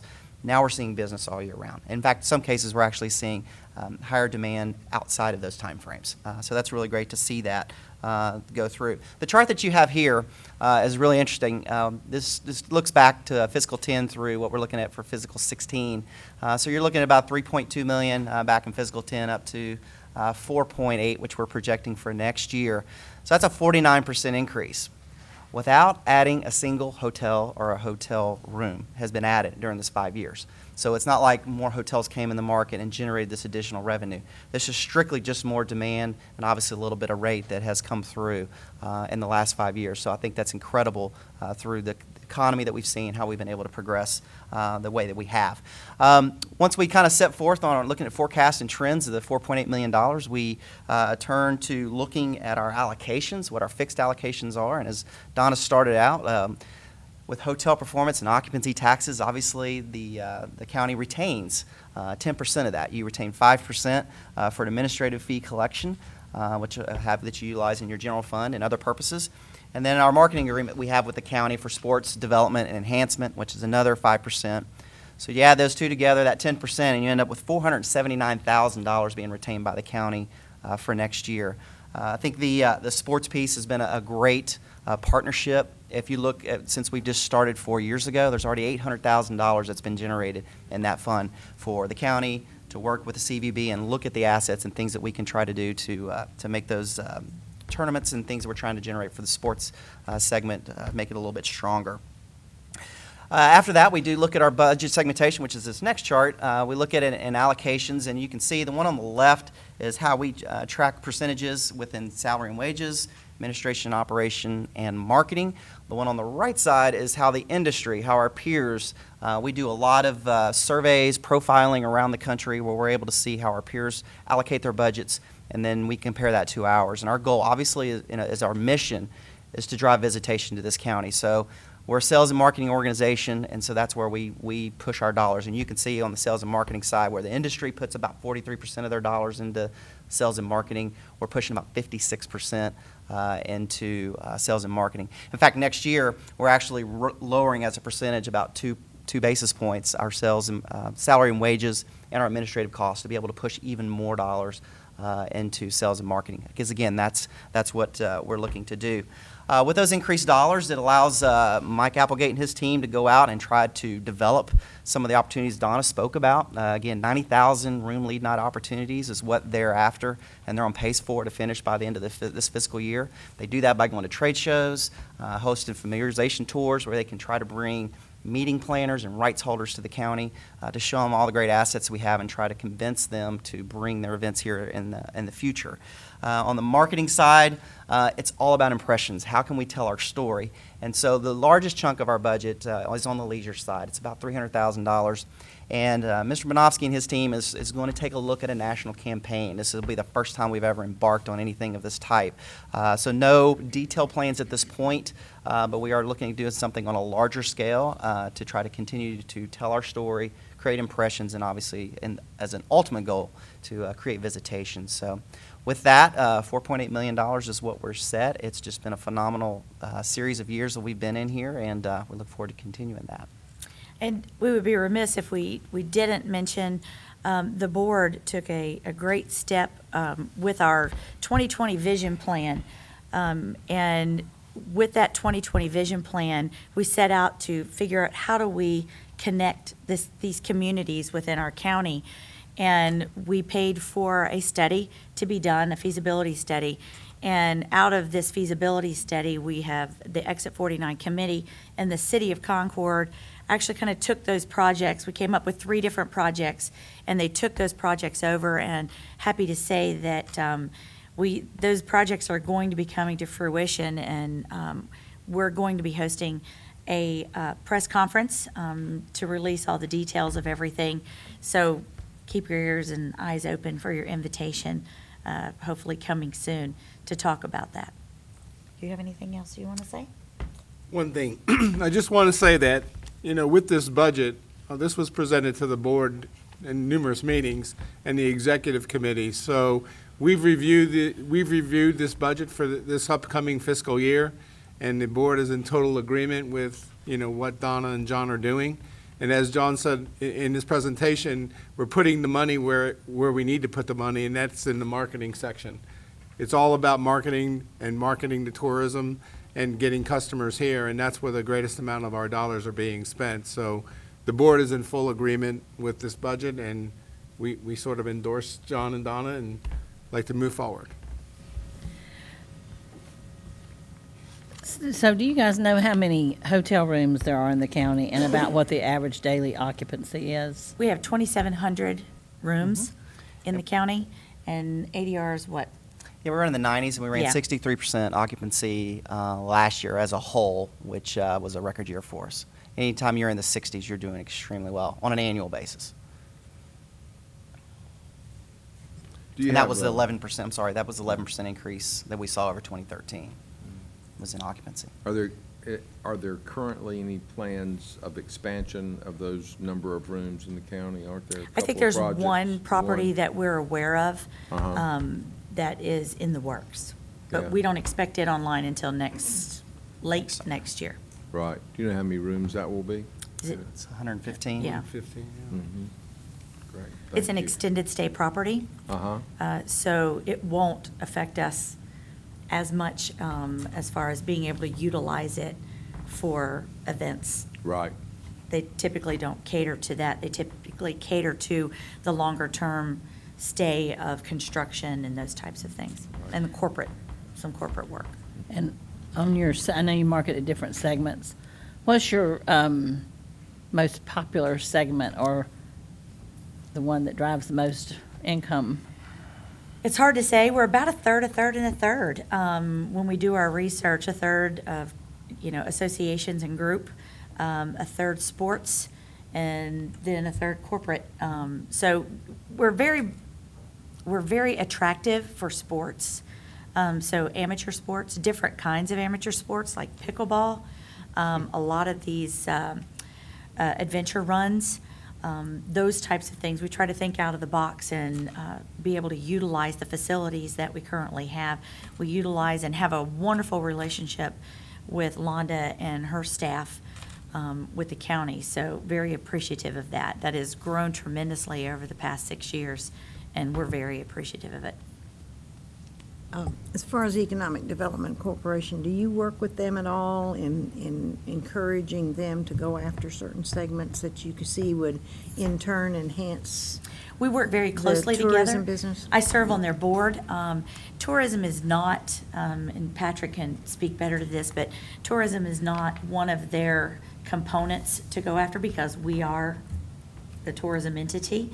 But anytime we have a tourism component such as Sea Life or an attraction or a hotel, we would reach out to Patrick's team, and they're always more than happy to come and sit down and help us move those projects forward. Okay. And what about things such as youth sports and so forth, and where there may be a component of government expenditures providing the facilities for that type of thing? Well, we work do you very have any closely. issues there? Well, no, we've not had any issues. They've been, we work very closely with you all on that, and with that 5% and the money, just coming up with the different things, what are needed. And the staff always reaches out to us and asks us what would help us to generate more room nights. The turf field project, we hope that comes back up again. I think that's the multi-use project that we could really utilize in the county. Did that answer your question?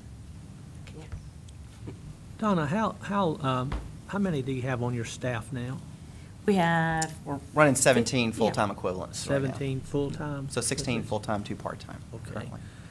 And only reason I was asking is I was looking at the, on your budget for your salaries and looking at the medical insurance. I was looking at the rate that you pay and was trying to compare that to what the county's paying. And I was thinking you had 22, 23 staff members is what I was thinking. So using that number, that number and this number, it was considerably less than what the county's paying. But now that you say that it's not that many employees, then obviously this number that I hear would bring it down comparable to what the county's paying for. And we actually have another position we're looking for in this budget. This will be the first person we would add, since we've seen this 49% growth, marketing coordinator. This would be an entry-level position. So on that basis, you're looking at about 18, looking at full-time equivalents of 18 next year. The facility that you're in now, do you foresee that being usable for the next few years? Or are you For the looking at next few making- years, yes. I Like think you're- probably, we could probably sustain there for another 5 years. We just currently did a little bit of renovation and added 2 offices in the back side of the building and utilized some space better so that we didn't have to move. We're just now seeing the increase in foot traffic, and we would hate to move after investing the money that we've invested in the facility already. So we're planning on staying there at least another 5 years. Any other questions? Thank you very much. We appreciate you being with us today. We need a motion. Yeah. I'm waiting on them to ask for that. We would love it if you would approve our budget this evening. We were going to let it float right by. Well, we weren't going to get up. We were Yeah, just going to sit here. We were just going to sit here and smile for a little while. I think historically, the CVB has asked that we suspend our rules and go ahead and formally approve their budget. And we have complied with that in the past in light of the fact that it does not cost us any money. I will make a motion that we suspend our rules. Second. Have a motion and a second. Any discussion? All in favor, say aye. Aye. All opposed, no. Motion passes.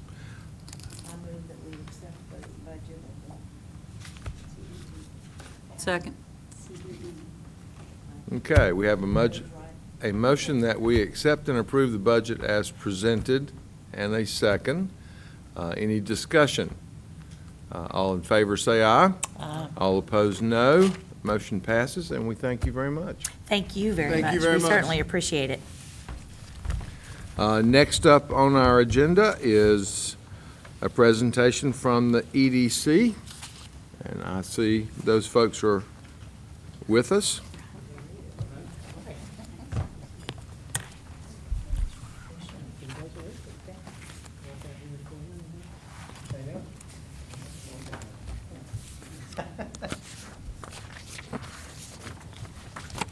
Good evening, and thank you.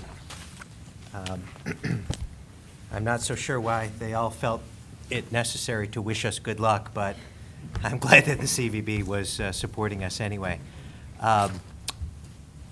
If you would all like to put on the CVB hats while we make our presentation, that might lighten things up a little bit. I encourage you to do that, or we could just move ahead. That would be fine, too.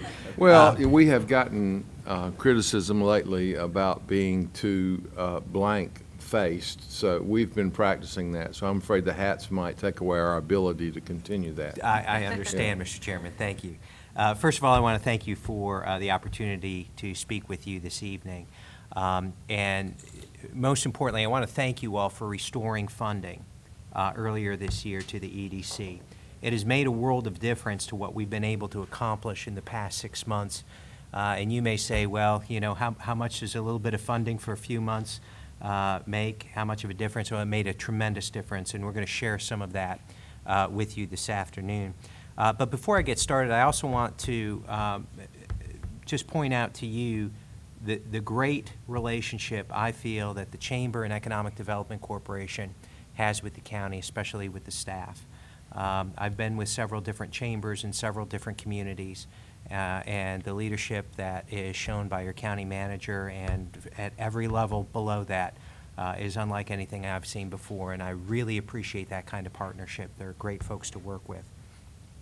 With me today is Samantha Grass, who's our project manager. I know most of you know Samantha, and she's been doing a great job for us. I don't know if you've met Leanne Nixon yet. I think some of you have, but Leanne has been with us for about a month now, and she is our existing industry specialist. We're going to talk a little bit about some of the things that she's doing for us. So this afternoon, what we'd like to do is just highlight a couple of the key result areas for our strategic plan. There are 3 of those. I'm not going to go through step by step of everything we're doing, just highlight a couple of things under that. I'd like to tell you what our activity has been currently, what we've accomplished in the past year, and then we'll wrap things up by kind of telling you where we're going in terms of budget and how we're going to use that in the coming year. So when people think economic development, they typically think recruitment, right? Let's go out, hunt the big elephant, and bring it home. Economic development has changed quite a bit since the Great Recession, and our strategic plan has really adjusted to those changes as well. While recruitment is very important and plays a key part in our strategic plan, it is not necessarily the first thing that we mention. The first thing that we mention, at least internally and with our board, is product development. Site preparedness is another term that we use. What we mean by that is, do we have the right places to put the businesses that we want to have here? Do we have the right locations to help our existing businesses expand?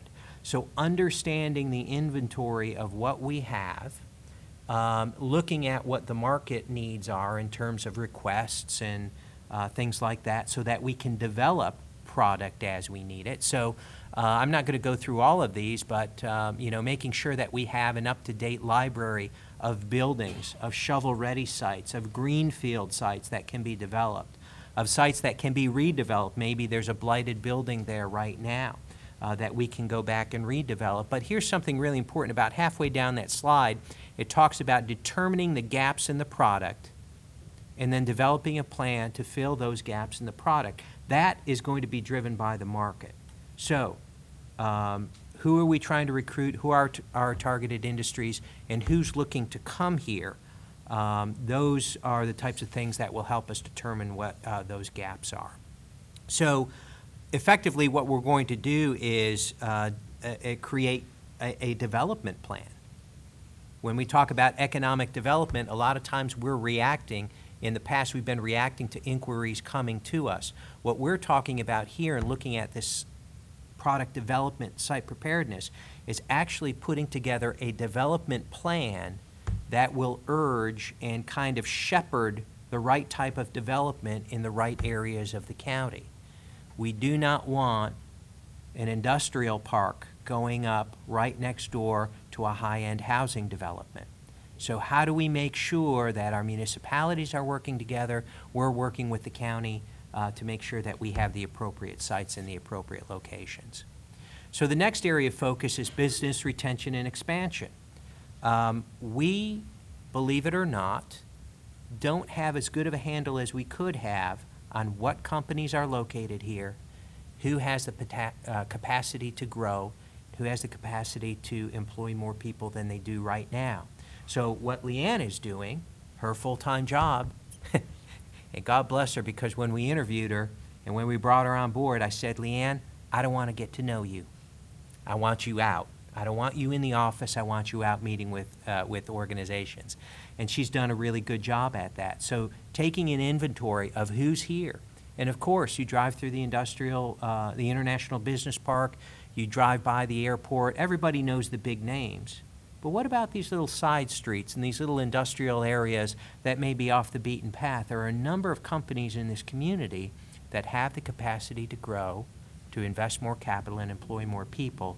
And Leanne's job is to go out and find those people who understand what their needs are, understand who their contacts are, and help us figure out how we can help them grow and expand. So our final area is recruitment. Okay. That's what economic developers are all about, right? Recruiting the new company. Well, we think that's important, but we think that we have to take care of who we have here first, okay? So we believe that our recruitment efforts should be driven by a couple of things. Number one, we need to know what we're good at. And so we need to target specific industries that fit well here. So again, understanding what our product is in terms of what we could locate here. Could we locate a massive automobile manufacturer in Cabarrus County? No, we can't. We don't have the place for them right now. But could we support a whole bunch of automotive component manufacturers? Absolutely. So when we talk about recruitment, we're targeting very specific industries. Automotive and motorsports is one area. Energy is one area. Food and beverage manufacturing is another area. Class A office and back office is another area that we're targeting. So that's one key component of our recruitment strategy. But the other key component is that second bullet up there. It says to develop a target list of companies related to existing industries. In other words, we want to understand not only the companies that are here and what their needs are, but we want to understand their supply chains. So when Leanne is out visiting with them, we want to find out who's selling them computer components, who's selling them raw materials, who's providing the logistics support. Because as we start understanding the supply chains of Company A and look at the supply chain of Company B, we might be able to find some overlap in vendors that they have. So think about this. When we go to those companies in those supply chains and say, hey, you're doing business with Company A and Company B, if you were to locate in Cabarrus County, these two companies could give you even more business. That gives us a position of strength to negotiate from. Similarly, if we were to say to Company A, would you do me a favor and give your vendor, your logistics vendor, a call, and we'll go out and visit with them and try to attract them here so we can lower your cost of doing business. For our local businesses, that's a no-brainer to make that phone call. We'll go out and do all the heavy lifting and work for them. So we're trying to be much smarter about our recruitment efforts and understand the strengths that we have, the product, the workforce, the infrastructure, and determine who we're a good fit for. Does that make sense? So let's talk a little bit about what has happened in the past year or so. If you look at what has happened since July of 2014, which has been our fiscal year, we're on about on par with what we did in 2013. We've had 70 RFIs come in, which averages roughly 7 a month. About 38 acres in average size. You can see the building sizes that they're looking for as well. But here are a couple of key differences from last year. Our average jobs for these projects coming in are 176. Last year it was only about 100 jobs per project. Here's the other thing that's interesting. The average investment is $43 million on these projects. Last year it was only $27 million. So we're moving in the right direction. We're finding projects with higher capital investment and job creation. And when you think about it, that's what our mission is. Our mission is to create jobs, to increase capital investment, and to do that in a very planned and well thought out fashion. So it seems to be working so far. Just quickly here, where our projects are coming, where they're coming from and what type of projects they are. 69% of them are manufacturing. That's up a little bit since last year, and that's good news. With the expansion of 85, we saw a big increase in distribution centers. We expected that, and that pressure is going to continue, but we really want to attract the manufacturers. One of the reasons is when you create a manufacturing job, you create 2.4 additional jobs to help support that manufacturing job. So those are financial services and insurance and health care, and even some of the tourist jobs in restaurants and retail and whatnot.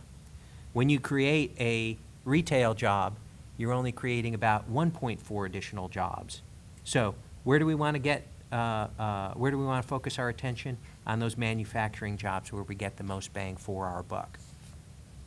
So if you look at where our projects are coming from, they come from the Department of Commerce and the Economic Development Partnership. That is our biggest source of incoming projects. The Charlotte Regional Partnership is our second biggest source of incoming projects. Here's something that's interesting. 9 of our projects in the past year have had international origins. That's about on par with the past year or so, but we're seeing more European projects in the past year, which is very interesting. As you know, there's a huge Italian and German presence here in Cabarrus County as well as the Charlotte region. And as the economy continues to pick up, we see an increased interest in those countries setting up additional facilities here.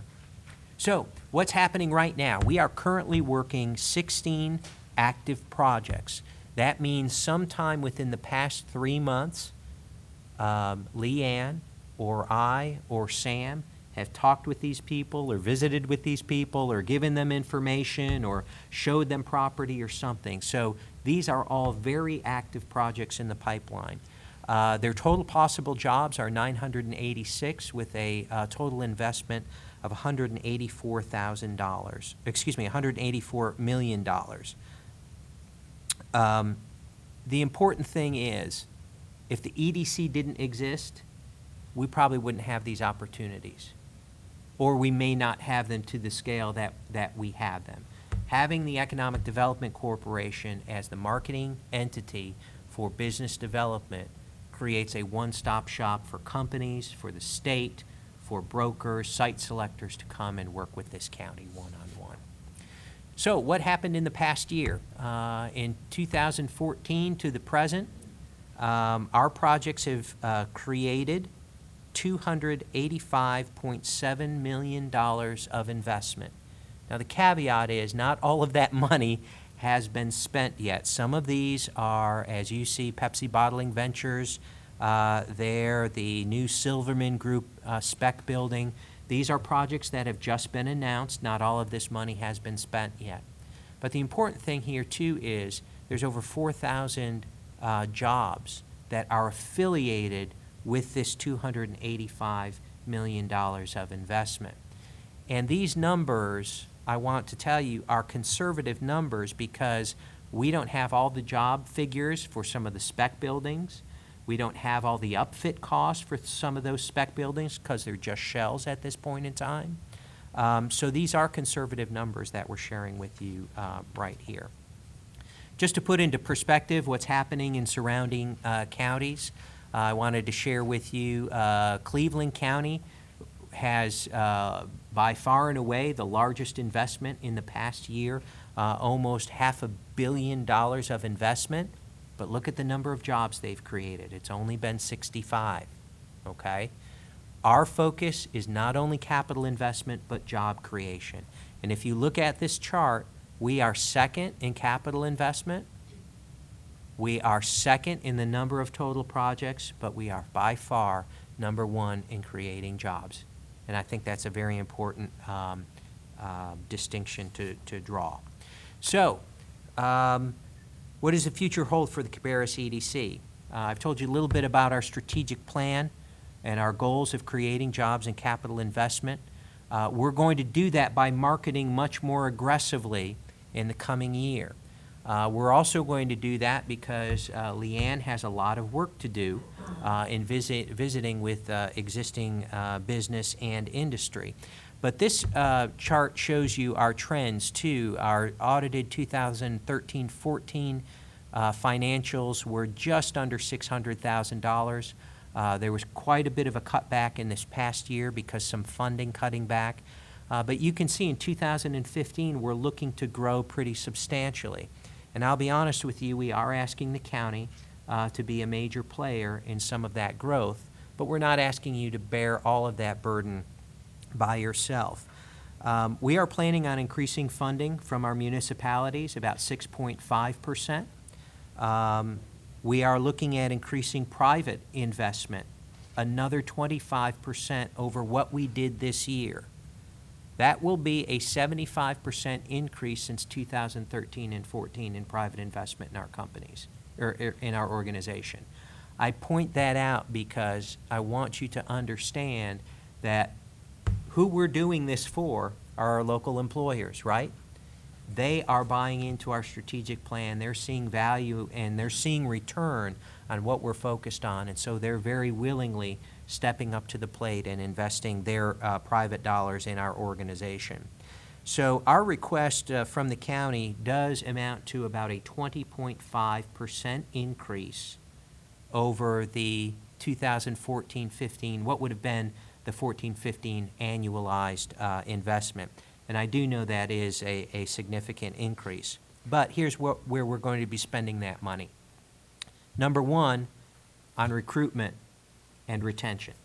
So the strategies that I outlined, understanding who's here, how we can help them grow, understanding their supply chain so we can market directly to those companies in their supply chains.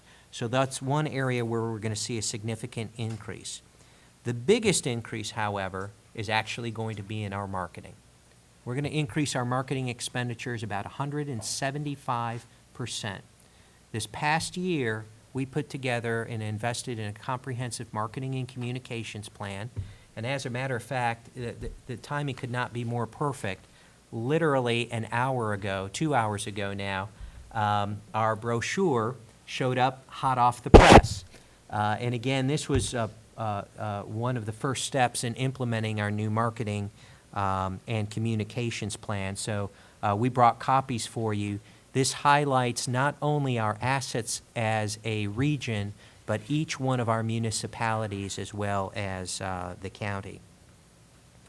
So in the past 18 months, this community, including the county, including the municipalities and private investment, has spent under $1 million in economic development efforts. Our return has been over $285 million of investment in this community and over 3,000 jobs that have been announced for this community. We think that's a pretty good return on the investment. I'm very excited and very bullish about the future. We have a great team at the EDC, and we're excited about where we're going and implementing our strategic plan. So with that, I will finally close my mouth and stop talking at you and be happy to answer any questions that you might have regarding our marketing plan, our strategic plan, or some of the funding requests that we have. Commissioners, do you have questions for Patrick? You didn't mention, and I just wonder where you are. It seems in the past that when we've had businesses come wanting grants and so forth, it's been sort of a one-size-fits-all. Are you rethinking that, and will you be coming with more variables in what you're wanting the county to do for businesses depending on different circumstances? Yes, ma'am. Thank you. Thank you for that question. We've been meeting for probably about 3 or 4 months on that very issue. The managers and I have had the opportunity to meet. We've brought in folks from the EDC staff as well as the municipal staffs, and we've gone through several different iterations, and we have a draft now that we might take a little bit more fine-tuning, but we will be bringing to you a draft in June to have you consider a new policy. And exactly to your point, Madam Commissioner, we are looking at a little bit in one sense, more flexibility, but some much clearer guidelines around that. So it's not necessarily one size fits all. It allows you as a Board of Commissioners to say, have minimum requirements been met? If so, what would be our policy if those minimum requirements are met? If a large amount of investment is being met, should we increase the grant? The performance grant to them. So we're providing much more detailed information, and we'd be happy to come back and engage in a conversation around that next month. That will be on your work session agenda. As Patrick said, we've met as a small group, and then that group has expanded as needed to include staff and additional staff other than the managers, and to include Patrick's staff as well. We've come up with all sorts of ideas, and Patrick has taken those ideas and has put them into somewhat of a document now, so that we're ready to bring that to you and talk to you about it. He and I will probably talk once or twice more by the end of the week, but it will be on your, as promised, it will be on your June work session, as promised. So, and as Patrick, go ahead. I'm sorry. You had mentioned that manufacturing produces the jobs, and that obviously is where the target is. Yes, sir. And you mentioned that possibly Cabarrus County would not be a good fit for a manufacturing company such as an auto manufacturing company. Is there any particular reason why you would think that Cabarrus County would not, or did I misunderstand what you said? The scale in terms of the amount of land we would need, we don't have. right now. Could we find that land? Could we rezone it? Absolutely. But the amount of time and effort it would take, right now, we do not have the product. So I had somebody say to me a couple of weeks ago, oh gosh, we lost Volvo. Well, no, we really didn't. I mean, Cabarrus County, #1, was never in the running for a project of that scale. And North Carolina really, truth be told, was not in the running for a project of that scale. We're unprepared for it. That's not to say, Mr. Commissioner, that we couldn't be in the future. We think with focusing on automotive components and motorsports, also that opens up the door for the aviation industry. So there might be an opportunity. We believe there are some very similar components in the manufacture of automobiles and aircraft that we might be able to open up an opportunity in aviation in the future. But right now, we are unprepared to attract a Volvo or BMW or any one of those large manufacturers. Well, it would be obviously good for us if we could do that, but I know that the infrastructure needs capital, #1, to provide the facilities and all that. But I think you're on the right track, though, Patrick, and for the investment the county has to make for economic development, and the return on what you do is pretty much a no-brainer. Thank I you, sir. appreciate all you and your staff do. Welcome aboard, Leanne. Thank you. Thank you, sir. Great to be here. Just to add to that, the EDC board and staff, as Patrick said, it's been a tremendous amount of time over the last year in strategic planning. And one thing that this board in the past has pushed and would have liked for the EDC to get into was entrepreneurship and youth involvement. And the EDC staff and Patrick has taken that. That is moving forward. However, in establishing the strategic plan of the EDC and focusing on these areas that he just described to you, that program is moving over into the chamber, and the chamber is taking that on and is involving the schools where the schools were not involved in the past. And I think it's going to bring lots of good things in the future for the county as we start growing our own business people, and as they go off to school, they want to come back and run their businesses here. So. Thank you very much for bringing that up, Mr. Downs. When you think about it, an economic ecosystem, if you think about it in terms of a farm, you've got to either plant the seeds or plant seedlings and take care of them before you get a harvest. Well, we're planting seedlings, and in some cases, we're even transplanting full-grown plants and reaping the harvest. What we're not doing right now as a community in a very thoughtful way is planting the seeds. Entrepreneurship support is about planting the seeds and helping people with just an idea or a budding business really plug into the resources that they need. So that is something that the chamber is going to take on and really focus on and help these companies grow and get started and answer all those questions that they need to. And as they grow and expand, then guess what? We turn them over to Leanne, our existing industry specialist, and really help them begin investing in this community and creating jobs. So as we look at the relationship between the Chamber and Economic Development Corporation, our two strategic plans are interwoven and inextricably linked, but they're complementary. As the Chamber picks up and does what they need to do in entrepreneurship, then the EDC carries on from there in terms of job creation. So you've been here a year now, and Leanne a month. So from the perspective of workforce, I know that when new companies are coming in, the companies who are here worry about, a qualified workforce and if, competition for that. Have you heard anything from companies about a concern of that, or do you have a set base of questions that you go in that you try to find out from everybody in addition to what they might have, and is that one of those questions? Do you want to share any?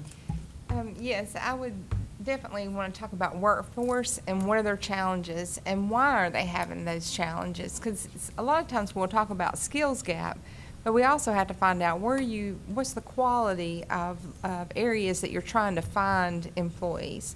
and make sure that they know about all their potential resources. And one of the newer things that the Rowan Cabarrus Community College is working with right now is the North Carolina Manufacturing Institute.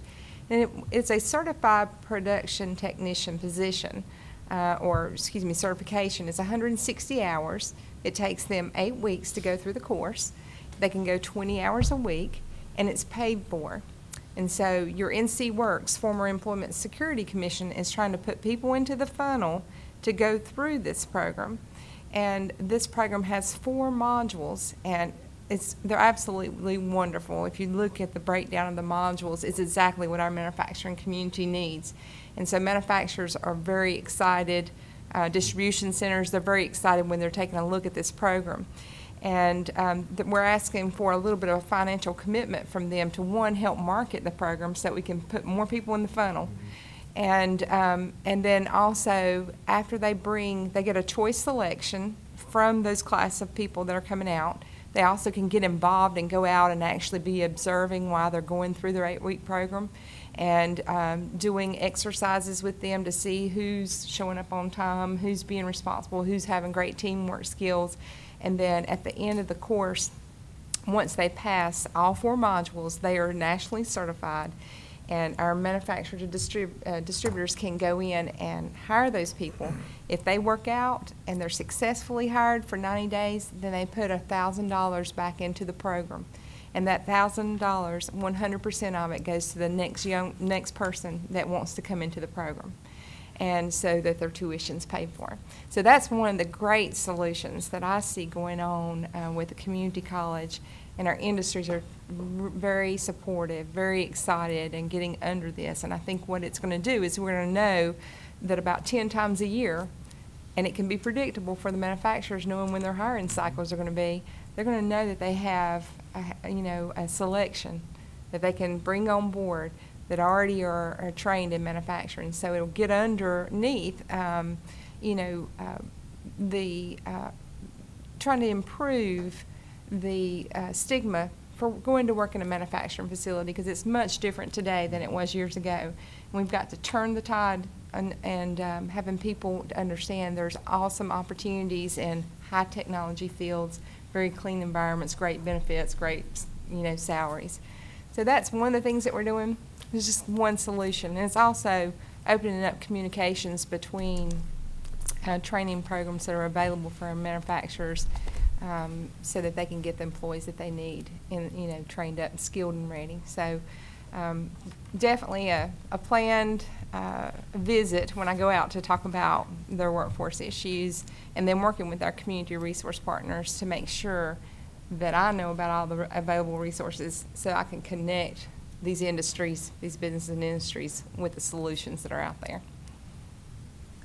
The wonderful part about this program, too, is it is teaching soft skills. So we're not just producing people who know how to pull a lever, push a switch, or design, or what have you. They're teaching them responsibility. They have to punch a clock when they come to class. And if they don't show up on time, they're docked and thrown out of the program if they can't meet the requirements. They're taught good communication skills. Again, it's not a communications class per se, but it's in the way that they have to interact with their other classmates and with the professor. So think about the power of this now. Our local employers who used to say, give me somebody who can pass a drug test and fog a mirror and I'll train them up, okay? Now we're providing them with a workforce that understands when they have to show up, how to communicate effectively, and they're certified, and they're drug tested. Our employers here are absolutely thrilled. And this is going to give us a competitive advantage as we're going out and trying to recruit new companies here. Other questions, commissioners? Can I get a electronic copy of the marketing plan? You have it in here, but Absolutely. Could you email me a copy of it, please? Absolutely. I've had a couple questions that I wrote down, and I have, in glancing, have found answers in here. But, I mean, as you were presenting, I was writing down some questions to ask and found a couple answers here that I couldn't write quick enough while you were presenting. So, but I'd be interested in seeing that. Sure And thing. It has here performance matrices that you're going to use as far as tracking and reporting quarterly.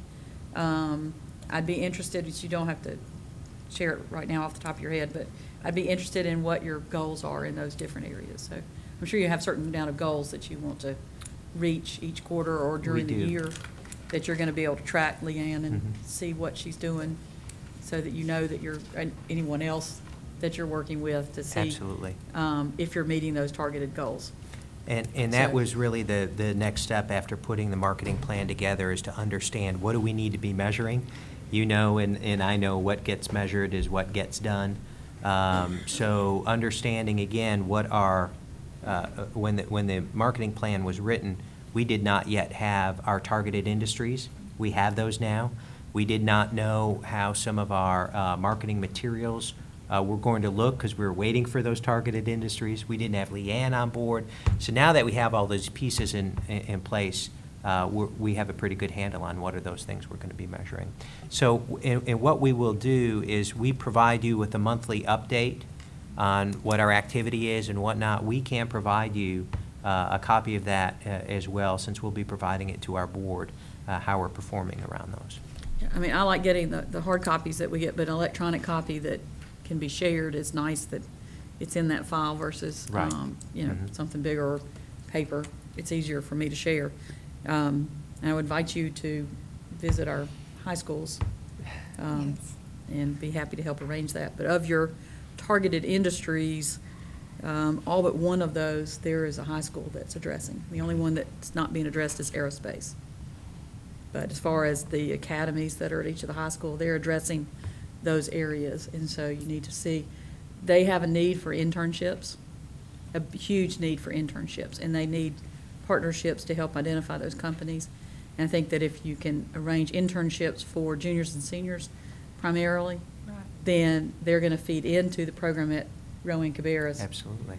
And they're going to understand, that's going to help with that pipeline. So be happy to, I mean, you know the contacts too, but Right, we any definitely help in want- arranging that, be happy to do that. We definitely want to build those relationships so that we can bridge the gap and be looking for that opportunity during visitation. Okay, other questions? Couple that I had, we've talked for many, many years about the handicap that we've experienced from not having product available in the form of spec buildings as well as pre-approved sites.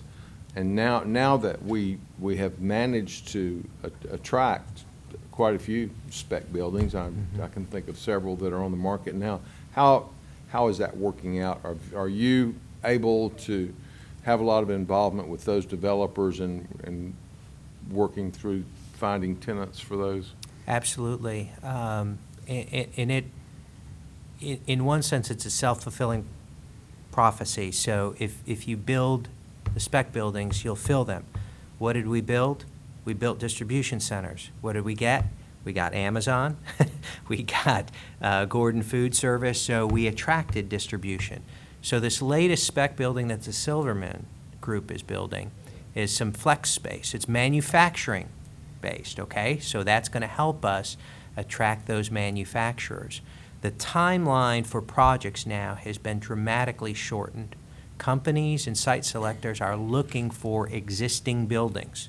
So we've gotten more distribution jobs in the past year than we have manufacturing jobs because we had the distribution space to put them. So in building the spec buildings, what we're doing right now is working with developers to show them the market needs that we're seeing. In other words, the number of inquiries from the Department of Commerce, direct to our organization, through brokers, through Charlotte Regional Partnership, for manufacturing space, for Class A office space. We probably could have filled 50 to 60,000 square feet of office space a couple of times over had we had the buildings here. So over the weekend, I was speaking with an architect who happens to work with a very large regional developer to talk about, would you all be willing to help us solve that problem? And because there's not a lot of office space in uptown Charlotte, they're starting to look out to the other areas where it's more affordable to build some office space. So the challenge with spec buildings is it's a very fluid and dynamic situation. So we have to be kind of watching the trends and looking at what are the inquiries and what's the demand we're seeing, and is that just a blip on the radar, or are these within industries that are growing not only regionally but nationally and will continue to grow? If it's just a quick blip in a certain industry, we don't want to go out and build a whole lot of spec space, right? Because we don't want it sitting there empty. So we're really watching the market trends in these different industries, what they're looking for. Right. I know in the past, the North Carolina Department of Commerce, which you just mentioned, as well as the Charlotte Partnership, have been very important generators of leads and prospects for us here. I think that certainly the Department of Commerce has undergone significant changes over the past year, and maybe to a lesser degree, Charlotte Partnership as well. Do you feel like that situation is stabilized yet? And has that had an impact on the lead generation from those organizations? Without a doubt, it had an impact on our lead generation in both organizations as they've gone through some transition. We're starting to see that pick up again, but all the more reason for us to be proactive in going out and targeting specific industries or specific businesses that are related to our existing companies. We don't want to be reliant on whether or not the Charlotte Regional Partnership or the EDPNC thinks to call us. They may not know that we have an available product or site for a project. Right now, it's kind of like we're waiting for them to call. Well, we don't want to be at their mercy. We want to go out and create the jobs that we want to create when we want to create them. That's not to say we won't look at the projects they bring us. We certainly will, because there have been a number of very good leads that they have given us. But we want to supplement that. If they go through another transition, or if they go through another downturn, or if the General Assembly decides to change how the EDPNC is funded, that could affect the number of leads we get. We don't want to be at their mercy. You know, we've talked, and you talked a bit about the process that locally that you've gone through, looking at the incentive policy and trying to see how we update that and make it work better. You know, I think how there's been a lot of instability, or that's the way I would label it, in Raleigh, in the General Assembly, as to how they think about business recruitment and development, specifically in the area of incentives and the job investment grants, those kind of things. You know, in your opinion, do you see any stabilization occurring in that area? And do you think it's had a negative impact on us here? I think it has had a negative impact to some degree, but it may not be as bad as some people make it out to be. And the reason why is Charlotte is one of the fastest growing, if not the fastest growing city in the United States. And when a city is growing like that, you're automatically going to overcome some of the challenges and hardships that you may have just because there's a demand to be in the Charlotte region. So to answer your second question first, yes, it has had somewhat of a negative impact, but I think we've been able to overcome that. $285 million in the past 12 months, I think is a pretty good number to throw out there. Will there be some stabilization? I believe so. I think historic tax credits, I think JDIG, I think the 1NC program, I think those will probably all be bargaining chips in the overall budget process. What it will look like when that is all done, I don't know, but my belief is all of those pieces will be a part of what will be a larger budget process and be in place by the end of June. That would certainly help us in recruiting, because then, again, the responsibility isn't just on you as the county and whichever municipality it happens to be in. Then we also have some leverage at the state level as well. That certainly sweetens the deal and sweetens the pot. At the same time, we shouldn't be kissing on the first date, and we shouldn't be putting our grants and incentives on the table the first thing that we talk about. We need to qualify our candidates a little bit more. Right. You mentioned the investment tax credits for historic preservation, which I see as a very important issue for Cabarrus County with downtown Concord, as well as the very aggressive project that the city of Kannapolis is embarking upon. Yeah. Do you feel like you've been able to make a good connection with them in there? And I know that they've very wisely incorporated some outside help with that project. If you feel like you, as our local EDC, has a good interface with that project to cooperate together? I would think so, and I hope that the city of Kannapolis and the city of Concord believe so. I sit on the Downtown Concord Development Board. We also have representation on DKI, so we're very plugged into what the potential is for those two projects. The redevelopment of Kannapolis, I think, is one of the most exciting projects in the state of North Carolina. How many communities get to create a new downtown? Very, very few. Kannapolis can really be the creator of its future, and historic tax credits are incredibly important here, and potentially could really move this project along much quicker than it would move along without that. That said, yes, we're very supportive of it. We are engaged in that discussion. The Chamber, from an advocacy standpoint, our Vice Chair of Advocacy, Denise Hallett, is very involved in supporting historic tax credits and some of these other incentive programs at the state level that we were talking about. So taking my EDC hat off and putting my Chamber hat on, again, having the two organizations linked, we can very quickly shift gears and mobilize the people on the Chamber side to advocate for the right issue, while we on the EDC side continue to focus on just creating jobs and investment. Personally, I look at a vibrant downtown such as what we have here in Concord and continue to improve upon, and what they're working on in Kannapolis as a very important economic development tool. That's where folks come. When they want to come look at us, that's one of the first places they look. I'm glad you pointed out in your earlier answer about the importance of our proximity to Charlotte and how that works in our favor. Commissioner Honeycutt and I were at a meeting in Raleigh earlier this morning and heard a presentation from one of the regional economic development organizations in the state.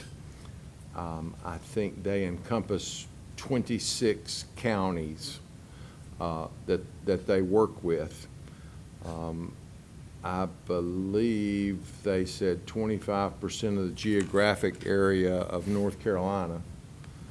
But when they stated their population numbers in those 26 counties, my comment to Commissioner Honeycutt was, if you took the population of the city of Charlotte and Cabarrus County, we exceeded that population of all 26 counties. So we are in a different sort of place. And absolutely. Thank you for your time today. Thank you. I appreciate your answers. And commissioners, any other questions you have? Very good. We thank you very much. Thank you very much for your time. Thank you. Okay. Next up is Rowan Cabarrus Community College, and I think they are ready to go. As a matter of fact, I think they've probably been ready for over a half an hour. We're running a little behind schedule.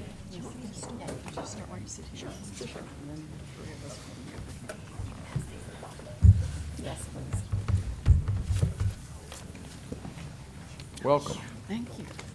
Thank you for having us. You're getting the annual reports.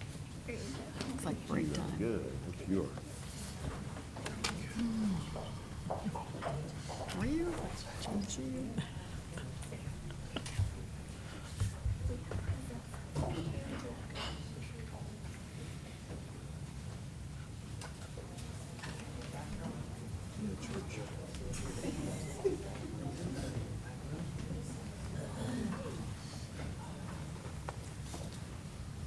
Anytime you are ready to start, we have. For the machine there.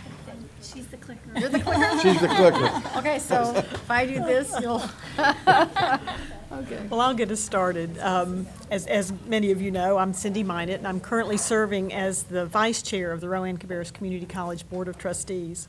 And I'm extremely proud of the work that the college does, and I believe in the college's mission, which is to improve lives and build community through public higher education and workforce development, all things which have come up tonight already.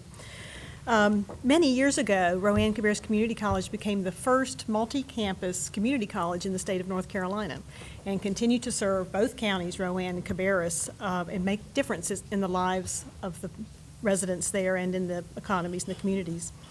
So as a member of both the Board of Trustees and a Cabarrus County resident, it's been very exciting to watch, for example, the relocation of the cosmetology program to downtown Kannapolis, which you were just talking about. In fact, we're scheduled to open in just a little under 2 weeks, June the 8th. We will be open for business in downtown Kannapolis, and I want to thank you on behalf of the whole board for supporting us in that effort. If you've seen the energy of those students, downtown Kannapolis is about to be transformed just when they arrive on campus.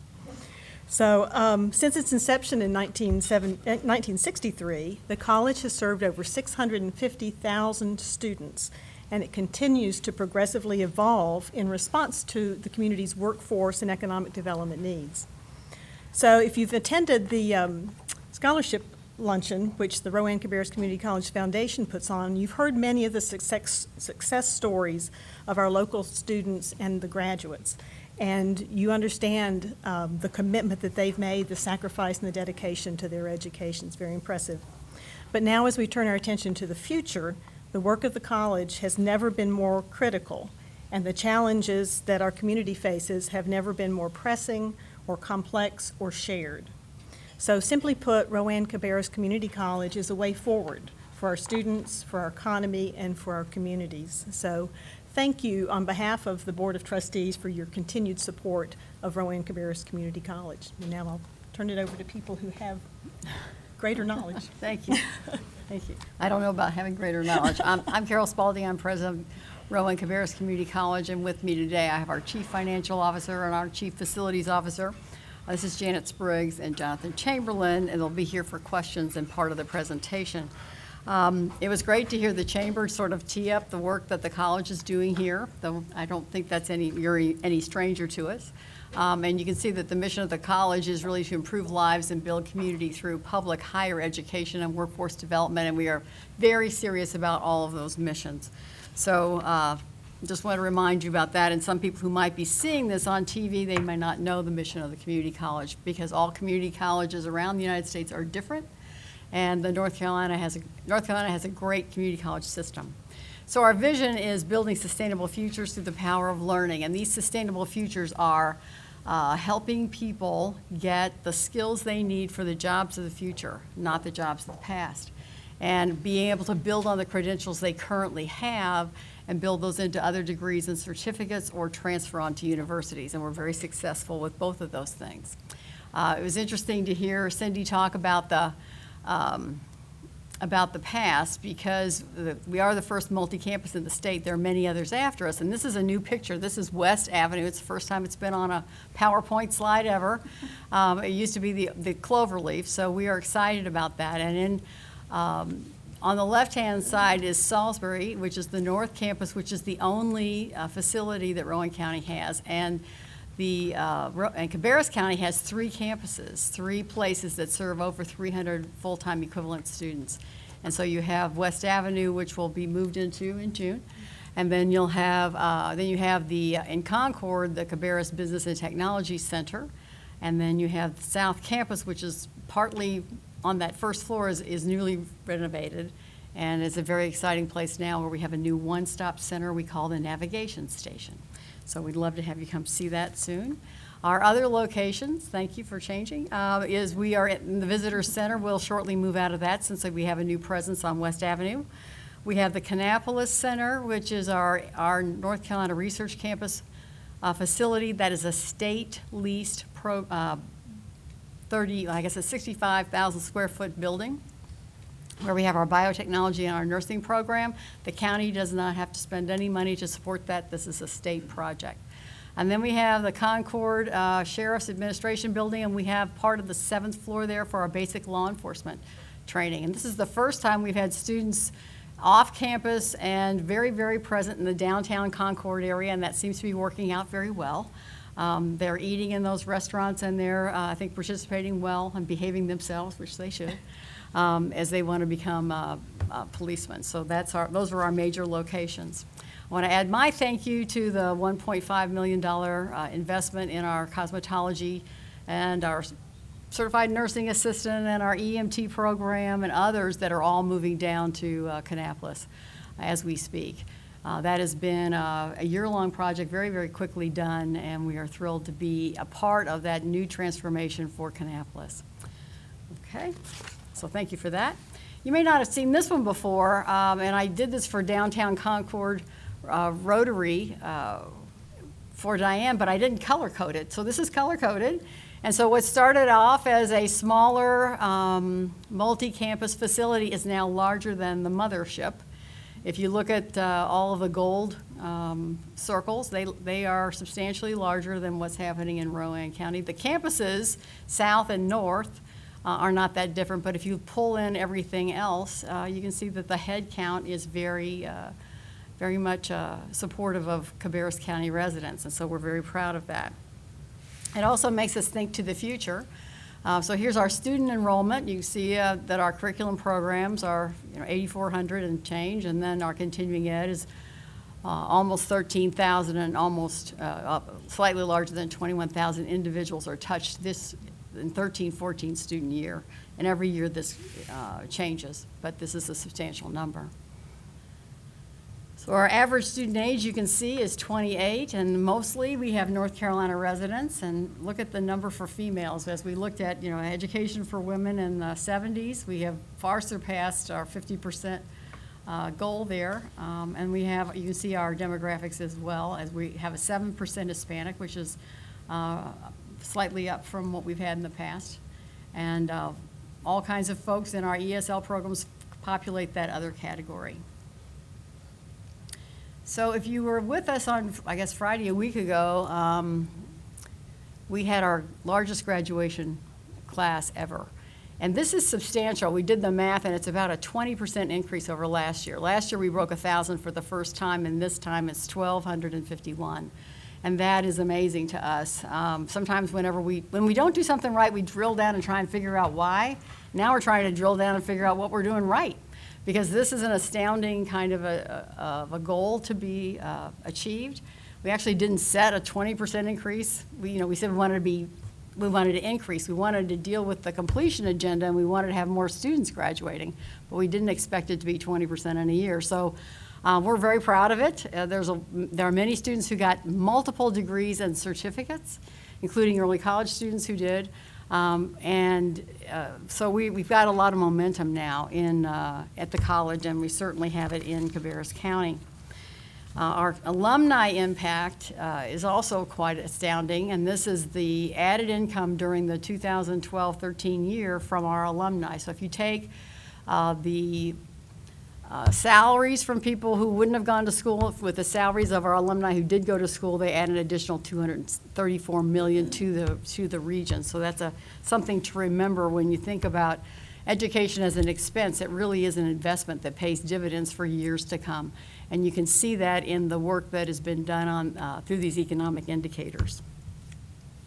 And then this is a picture that we like to show off too. It's textiles to technology. And textiles were big technology at one point in time, and then as those jobs left the country, we need to find a new industry sector, and that is the technology area and the biotechnology. And so we have an outstanding program there, and I think this this really is, as you draw circles around regions, and you talk about the Charlotte region, this is they see this as a very vibrant part of their offerings. I mean, they claim the research campus as well because it's part of the region. And so we see this as a strength. Rowan-Cabarrus has a great opportunity there because we're the only community college with 9 universities, and it is in Cabarrus County. So it's a very important, I think, flagship for the future. And we're having great success with our students being placed after they do internships in those areas. Those industries haven't really shown up because of the recession, but they will. And there's important work being done there. I think it's exciting to know more about it. We recently had a strategic conversation with many of the players that are on the campus, and the kinds of things that they were doing. Besides, we had the mayor there from Kannapolis. We had someone there from Castle and Cook. We had some other folks there from the universities talking about all the ways that they work together, and someone from Dole. And so we are sort of the common bond there. We have students who are working in all of those areas. And so that was an exciting conversation, and we hope to be more a part of the future with the advent of the students in Kannapolis starting on June the 8th. The other thing I'd say is that we are very thrilled to have the bond issue behind us and have the support of Cabarrus County for the Advanced Technology Center, which passed in November. And so we look forward to talking to you more about that particular building and its effect on the future of this community. And so we have a big planning charrette in mid-August. And that projected budget for the Advanced Technology Center is $17 million based on estimated construction cost. I'm going to kick it over to Janet Spriggs, our Chief Financial Officer, to talk a little bit about the college's budget, and then we'll get into the details of our request with your support today. I don't know that all the viewers know that the counties are responsible for the buildings for K through 12 as well as community colleges, and we are very grateful for this opportunity to talk to you about the needs of the future. The biggest need for the future is going to be thinking ahead, and we'll hear about that in this presentation. Thank you. As you can see, our projected revenue of just over 59 million is primarily made up of state revenues. That figure does include the tuition receipts, although the tuition receipts do not stay at Rowan-Cabarrus Community College. They go back to the general fund and are utilized through the system office appropriations. But 60% of the money that we use each year comes from the state, 12% from the county, and that 12% number includes current operating and capital from both counties. So we're at 12% right now. We have a lot of capital money in both counties. So that number's a little higher than it has been in previous years because we didn't have as much capital funding. We're completing bond projects in Rowan County as well. And then 28% comes from other sources, primarily federal sources, grants, scholarships, and those kinds of revenues. You can see that Cabarrus County current operating funds make up 4% of the college's budget, and Rowan County is right at 4% as well. And as Dr. Spalding said, in North Carolina, the structure for community college funding is that the state pays for the administration and the instruction, and in some cases, they pay for capital expenses, such as the state bond in 2000. If you'll recall, that was the last state bond that we had. And in our case, we have state dollars that pay for the facility at the North Carolina Research Campus, but that is very unusual. By and large, the structure is set up so that the counties fund the operating facilities, campus costs, and any maintenance or landscaping, anything to do with the campus itself. And this, and I will have to put my glasses on to read that. I don't know if you can read that, but this is the request that we had, as Pam had mentioned earlier, we met with Pam and Mike and Jonathan I guess it was a month or so ago, to present our budget request, which is what you have here and I think also in your books. And as you can see, we are asking for about a 12% increase in current operating, for expansion, $242,602. Primarily, this is to cover increased operational costs around the cosmetology facility. We do have a 1-month lease overlap. We've moved out or moving out of Cloverleaf, but we still have an obligation on that lease through the end of July, and that's the $29,000 that you see there. And then another increase of $69,000 for the additional space at 120 West Avenue, and $143,936 as part of our request to cover increases in energy costs, commodities, and goods and services that are going up, and just an ongoing general maintenance cost for the facilities. In our capital budget at the bottom, we are asking again for the typical $100,000 annual capital allotment. And in addition to that, the land purchase that I believe you heard mentioned earlier, as well as Advanced Technology Center, the completion for that. And then we also had listed here the possibility of another purchase for $1.5 million, which would allow us to expand services at our CBTC campus. And this is our budget request at this time. I think, is that all the? That's all.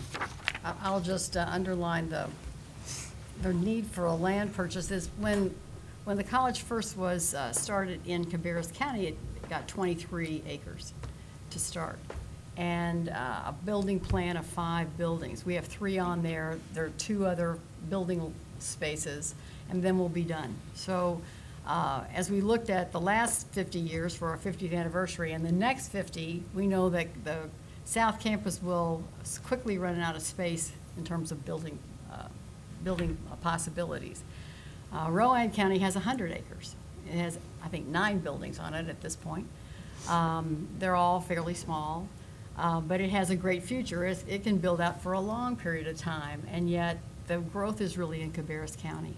And so we think it's really incumbent upon us as trustees of the future, and certainly as commissioners, to think about the future and to buy the land when it's available and more affordable than to wait until we're locked in completely and we have to relocate or start another campus. We already have 3 campus designated campus locations.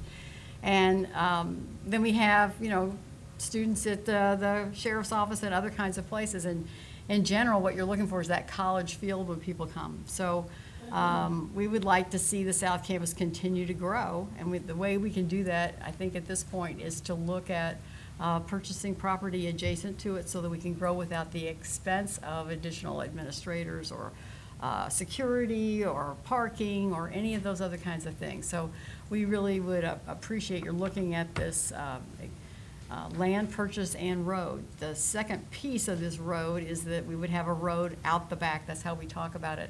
When DOT came to us and said they were going to put that diverging diamond in the at the highway intersection there, we were pretty skeptical. It now works, I think, fairly well, but in any case, we know that there's only one way out of Trinity Church, one way out of the campus, and that's onto Trinity Church. And any kind of an emergency, we need a back entrance. And so the Department of Transportation said, don't you need a back road? And actually, that's what started, I think, the thinking about this, is we need this road out the back as an exit strategy, and we don't have the land that can even get us to a back road. And the back road now has to go all the way to Stanley Road because that's where the light is and that's where the U-turn is. And so we now know what we're dealing with in terms of that build out on DOT. And so we respectfully request this land purchase and this road because we think it's a safety security issue. And that, the land will not get any cheaper, I don't believe, than it is right now. So that's the key there. Advanced Technology Center, you've probably heard more than you want to hear about it, other than we're continue to work on what is going to be in there, and we do have the charrette that you'll be invited to help us plan it. And then the purchase, the other purchase is the land in front of the Cabarrus Business and Technology Center, which is currently for sale as a radiator shop, and it would be a very good location for the motorsports program. We've been trying to get the motorsports program more on the front and center in Cabarrus County. We really want to have an automotive presence here.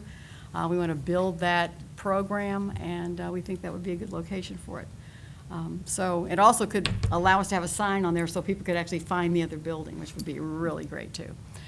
So those are our 3 primary priorities. The board set these priorities at its retreat in March. So we're here to advocate for all of those things and answer any questions that you might have about this or anything else you want to talk about.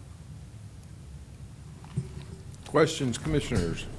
I do have one question about the land purchase. How many acres is that? It's estimated at 20 acres, using the fair market value from the county's webpage. So, of course, with 20 acres, there's some of it's going to be frontage, some of it will be landlocked portions, but it was an average of local fair market value per acre for that area.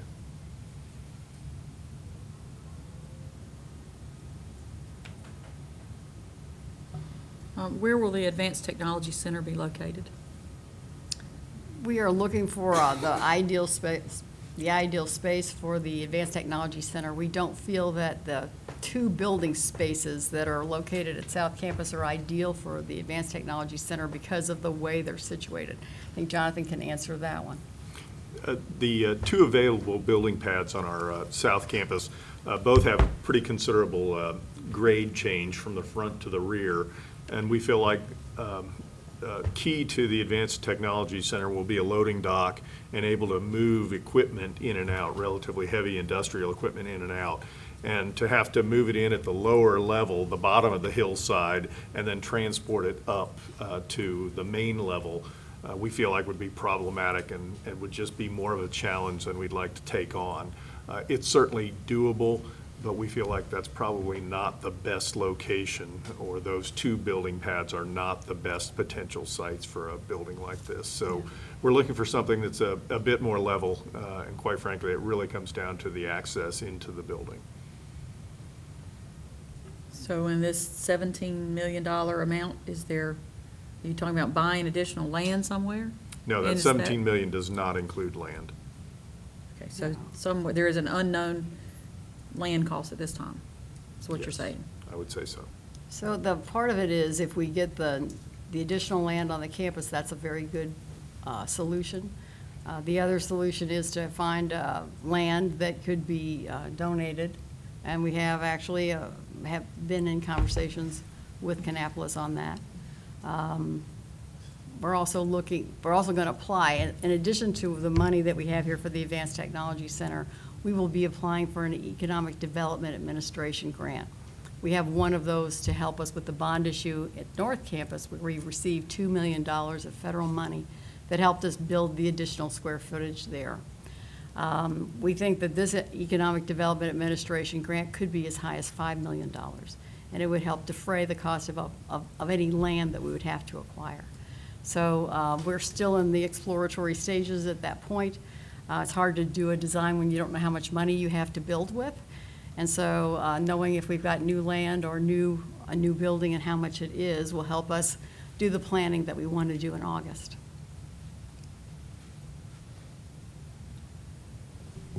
Other questions? So help me understand this. This is your budget request for this year, and yet the Advanced Technology Center isn't far enough along the path to really need this money this year. You're giving us a total estimate of the cost of the facility, Right. and then there would be the land. So really, the main thing that you're looking at now is locating land. Is that correct? That's right. That's why it's the first priority. And so I don't see, can you give me a figure We need for the that? planning money for the Advanced Technology Center to do the plans to do the bid. And so we didn't anticipate being able to get this money. We've talked to Mike and staff about, we don't need the $17 million this year, we couldn't spend it. So the planning process and the state process is going to take us probably 12 to 18 months before we'd need all of this money. And I don't even know exactly when we would start, because we have to hire the architect and go through all that process. I'll just tell you we passed the bond issue in Rowan County in 2009, and we haven't moved into the building yet. It's 2015. So I expect this, but that was renovations. Those are harder and take longer. A brand-new building wouldn't quite take that long. You might want to add to that, Jonathan. Well, in terms of the soft costs, the design fees and that sort of thing that we would need almost immediately is roughly $3.5 million. but we wanted to give you the full picture. And so we need the planning money for fiscal year 15-16. So you're shaking your head. That's a new number. Yeah, it was 1.5, wasn't it? Yeah. Okay. Was it? It was Yeah. 1.5. For the planning costs. I was What gonna- estimate are you using? Sorry, I was going to. was looking at the tell you complete things. soft cost number. So, Complete. Yes. 1.5 It was is the right 1.5 number. in design fees. Okay. You're correct. I'm sorry. That's right. I You was could gonna never play wait to see poker. if you were going to pass out. Yeah, It's not, okay, I think we're good. We're all on the same page now. Additional questions? Well, thank you very much for this presentation tonight. It is my pleasure to serve on your Board of Trustees. And of course, some of the early information that you gave there was excellent about the college. And I tell you, having participated in that graduation ceremony with a record number of graduates, and having the opportunity, particularly to hear the one alumni speaker, the young man that had recently graduated, and hear the impact that the community college has had on his life and his future, would bring tears to many people's eyes. And it was an excellent experience, and I wish more people could hear his story. Well, I'm sure we will be glad to, I think we may have Yes, we have videotaped that. it. Yeah, he's got an excellent story. We have many of those. Probably everybody who went across that stage had a story like that. Right. And we are so pleased that you're on our board. I know you didn't even vote for yourself to go on the board, but it's nice to hear that you're having a good time and Absolutely. doing great things with us. So we appreciate your time at graduation as well as today. Great. Thank Thank you you. so much. Next up, we have the Cabarrus Health Alliance, who is patiently waiting as we are continue to get further behind schedule. Thank you. We'll get you back on schedule. Okay. Would you introduce us? Sure, I'll introduce us. Okay. Tonight with us from the Cabarrus Health Alliance, we have our chairman of our board, Mr. James Mack, our vice chair, Mr. Tom Kincaid, and one of our board members, Mr. Steve Morris, as well. And Mr. Mack is going to do our presentation for us. Sue Yates is here, our chief financial officer, who can answer any questions about the specifics of the budget. Mr. Mack? Okay, we'll go on and get started on our first slide. First of all, I'd like to say thank you to the board for allowing us to do this presentation. And again, I just want to start off with some background information about the Public Health Authority for Cabarrus County. We're presently ranked 7th for the overall health outcomes in the state of North Carolina. And this is up from number 9. We were rated number 9. We've moved up to number 7 now. We're also the first nationally accredited health department in the United States. So again, we're very proud of that, as well as the first state accredited health department in North Carolina. We were established in 1997. We presently employ 221 people, and we have an overall budget of $18.6 million. Next slide, please. The funds that are provided by Cabarrus County, first of all, is for our school health initiative, which is $2.3 million, and then also our mandated services, which are $3.6 million. Next slide. And with the school health initiative, the $2.3 million help keep our students in Cabarrus County safe, healthy, as well as in school. And again, the school nurse program is very beneficial for the county. And the mandated services, which is the $3.6 million, these services benefit all of our residents for Cabarrus County, which would include our well inspections, restaurant inspections, septic tank system inspections and soil evaluations, pool inspections, birth and death certificates, as well as immunization and communicable disease controls. This year, we're asking for a new budget request that would be a position that would help us to be more in tune with public health emergency preparedness. We're going to be partnering with Rowan County. This is going to be a collaborative agreement where there will be a 60-40 split with the funds. The position would be in Cabarrus County for 3 days a week and in Rowan County for 2 days a week. And this is going to be a coordination of efforts in the area of public health emergencies. And again, we had to deal with the hepatitis A event from, I think, last year with Mecklenburg County. And I'm sure we're all familiar with the Ebola outbreak that came about as far as the United States. So these are some things that we would want to be prepared for in the future. Also, this position would allow for ongoing training to demonstrate our readiness in case of any type of response and recovery that we would have to make. And the total cost to Cabarrus County would be $44,465. So I'll turn the next slides over to Sue Yates. We have two additional requests this year. One was the public health preparedness that Mr. Mack spoke of, and the other is the full funding of the school health nurses. The funding gap from 2015 is $113,613. We're requesting the 7 additional work days, so the school nurses would be on the teacher schedule, again, as they have been in prior years. Fringe increases, most of this is from additional nurses taking benefit of our health insurance and the merit increase. So the total request for the school nurse increase would be $253,491. Next slide. This just gives you a summary of our 2015 allocation that we received from the county, compare it to the 2016 request that we have. School health is about 39.5% of our total requests that we have, and Cabarrus County revenues are about 32.5% of our total budget that we have this year. The merit increases are budgeted at 3.5% for 10.5 months that we have. And then the next slide, we really appreciate your continued support of public health and helping us make Cabarrus County among the very healthiest places to live in Cabarrus County. Thank you very much. Questions, commissioners? Again, on that question, I just, as you were talking, I was just noticing a couple of things, so let me flip them back. The new position you're talking about, is that something new, completely new, or is there a position like this in other counties? And if so, what's it called? It's completely new for us. Some counties have it. In the past, after 9/11, the federal government gave quite a lot of money to local governments and to state governments for emergency preparedness. North Carolina took its money and did it differently than almost any other state.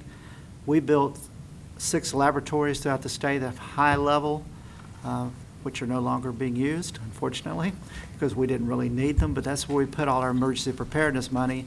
In most other states, the money went to the local governments, so they were able to hire epidemiologists, public health preparedness people. What we've always done is had a lab tech, an environmental health supervisor, right now an IT guy, who have part of their job is to do emergency preparedness. So when a situation like the Ebola crisis arises, everybody has to drop what they do and work on that while it's going on, and it's not an effective way to do it. I always tell people we were very lucky. The young man who went to Dallas and died, his mother lived in our area. Had he come to visit his mother first, all of us would have been in the middle of what Dallas was in, and we would not have been ready for that. We didn't have the capability, and we want to build that capability. So in order to do that, we approached all the counties around us and said, are you interested in a joint position? And the only one who came forward was Rowan and said, yes, we are. We're interested in working with you. So the two of the counties together, which is the first time in my many years here that we've ever done that, where 2 counties have worked together to support a position.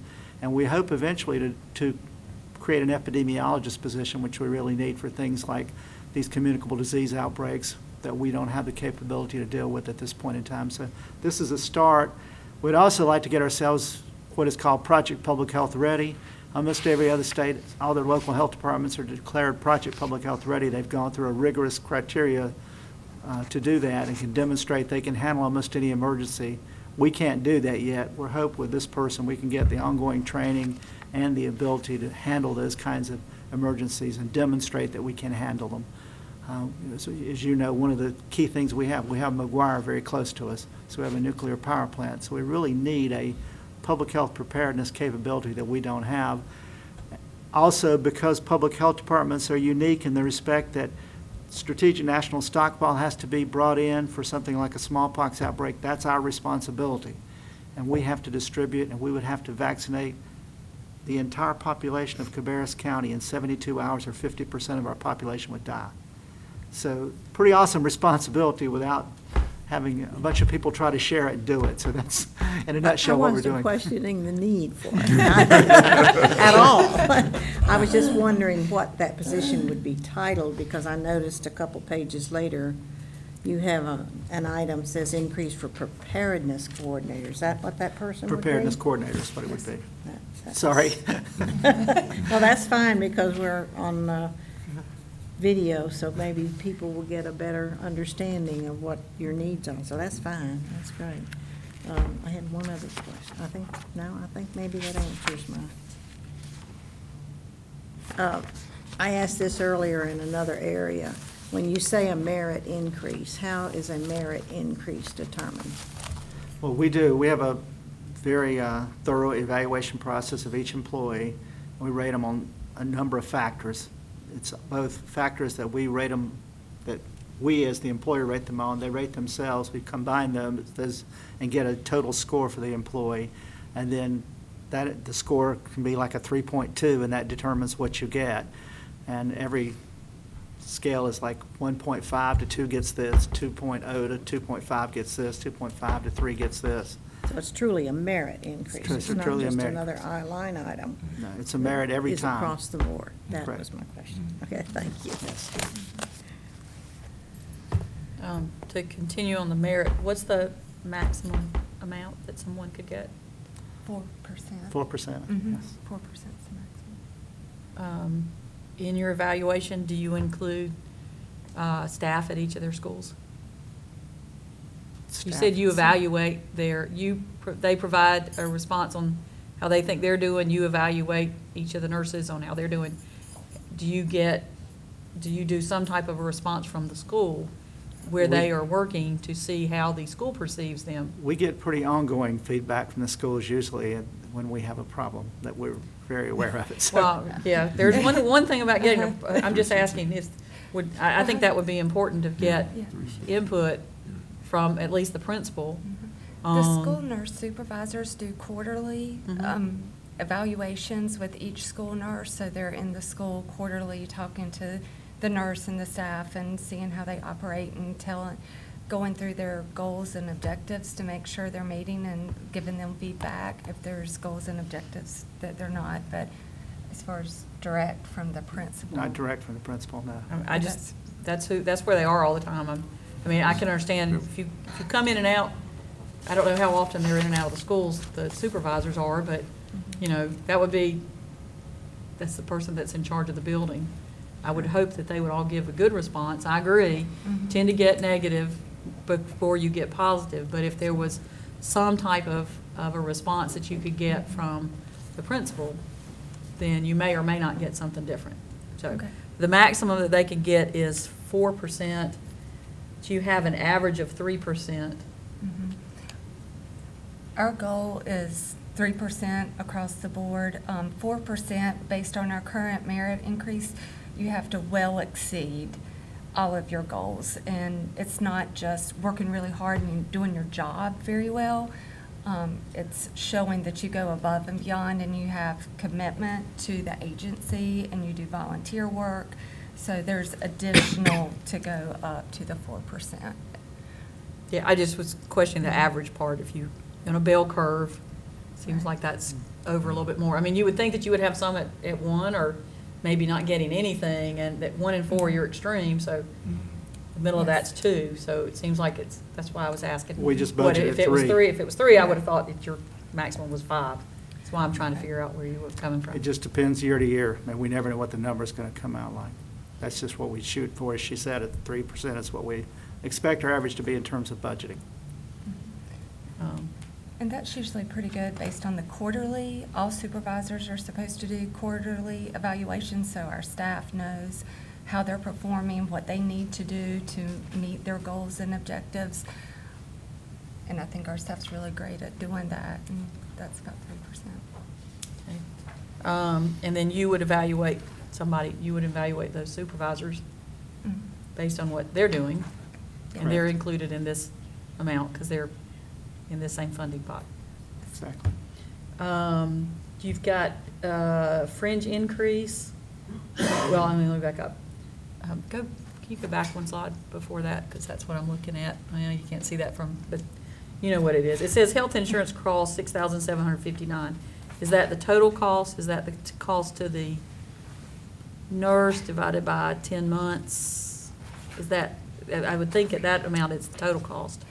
Part of which you pay, the employer pays, and part of which the employee pays. Full-time employees, the whole amount is covered. This past year, we did wellness benefits where if you completed a wellness exam, if you did a certain amount of physical activity, you got a discount. The majority of our employees did that. If you're not a full-time, like our school nurses cover about half. It's a 0.5%. So for the school nurses. For the school nurses, you're paying about half of what their cost is. Because I know we had that conversation. They would be paying something if they opted in. Yes. Okay, so for the increase that you have in the request, how many nurses currently are taking advantage? Because that was a big push from them. Yes. To want to have access to health care. So how many are currently taking advantage, and how many more do you think will take advantage? About 2/3 are taking advantage of that. This is about 6 additional employees or school nurses taking it this year over past year, so it's about 2/3. Did you ask, did you already survey them, and you know that there are 6 more that are interested? Yes. Okay. I'm happy to know that they're interested in it because they obviously filled this room to let us know that they were interested in having that offered to them. So I don't think we budgeted too many the first year because we didn't think many were going to take advantage of it. So that's why I'm trying to figure out how many really are taking advantage of that offer. Yeah, and it can change again, because each year we lose between 6 and 8 nurses. So we could have 6 or 8 new nurses this summer who come in, and all 6 or 8 say they want to take advantage of it. So. Right. I knew that was an issue before. So your turnover is about 6 to 8 every year. summer. Okay. And you have retirement rate of 6.73%. Is that an increase in something, or is that just, I didn't know what that meant? It's just our retirement rate. Every year it changes a little bit, and this year it actually went down just a touch. I didn't know what to base that off on, so Okay. that's why I was a little confused on that, so.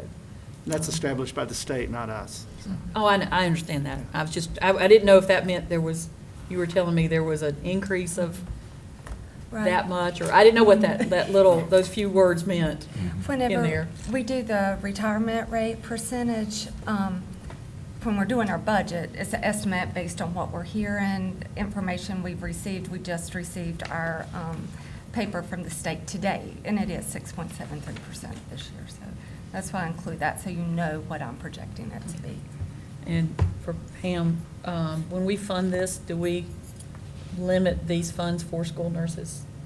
Yeah, the money is placed in a line item, and you bill us once a month, and we pay the actual cost. And the reason I asked that is because we have some new commissioners, so I didn't know if you, in years past, some were employed by Cabarrus County Schools, some were Kannapolis City Schools, some were directly employed by the Health Alliance. They got paid different amounts depending on where they were, and we've been working really hard the last couple of years to try to get them all in one place, all making what they should be. So there was not this irregularity, I guess, with how we were treating them. And so that's why I was asking questions about it, because we've worked very hard to try to get this number right. So I'm going to, with a nod of the head, we are getting it right this time? That's right. Okay. Everybody's agreeing. Everybody saw that. They all agreed that we were getting it right this time. So thank you very much for getting to that point. I think that's very important. Mr. Chairman, I have a question, if I may, just for clarity and for understanding. This is obviously my first time hearing your budget. Your total budget is 18 million, and you're requesting 6 million from the county, which is a third. Is the rest of the funding state funding? Because I didn't see a breakdown of your overall budget. It can be state, federal grants. We're heavily grant funded, so we have a lot of grants coming into the department, some of them over $1 million per grant.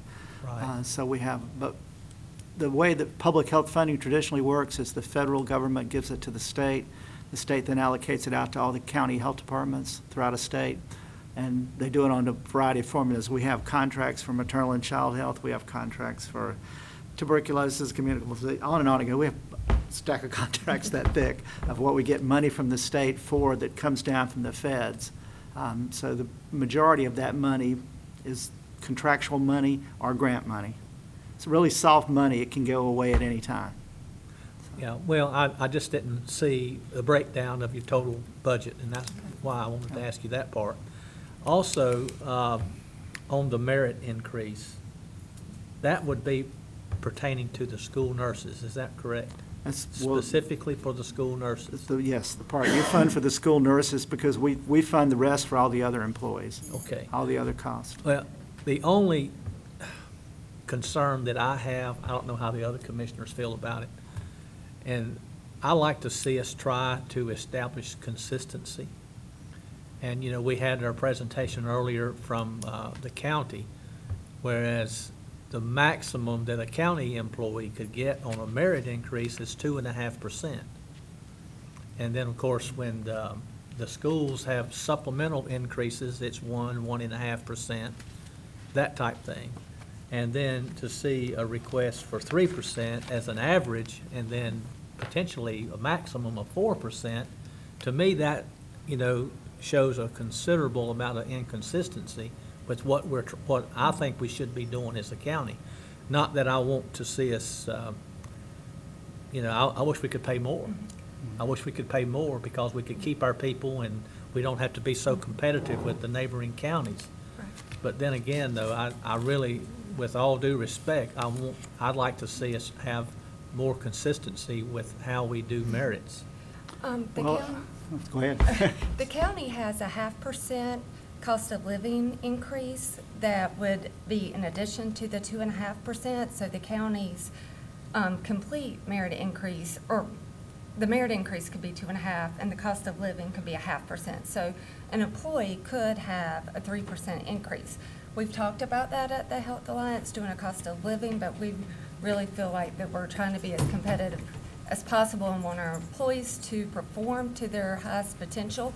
And so today, we have chose just to go straight merit and no cost of living. So that's kind of what we looked at when we were looking at that. So I feel like in that regard, we're competitive along those lines. We had in our earlier presentation from the county, Mrs. Covington, I think it was, that presented to us the 0.5% COLA, which fairly much everybody gets that with county employees.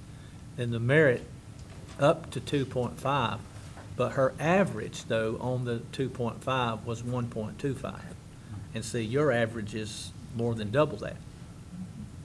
And that was where my concern is.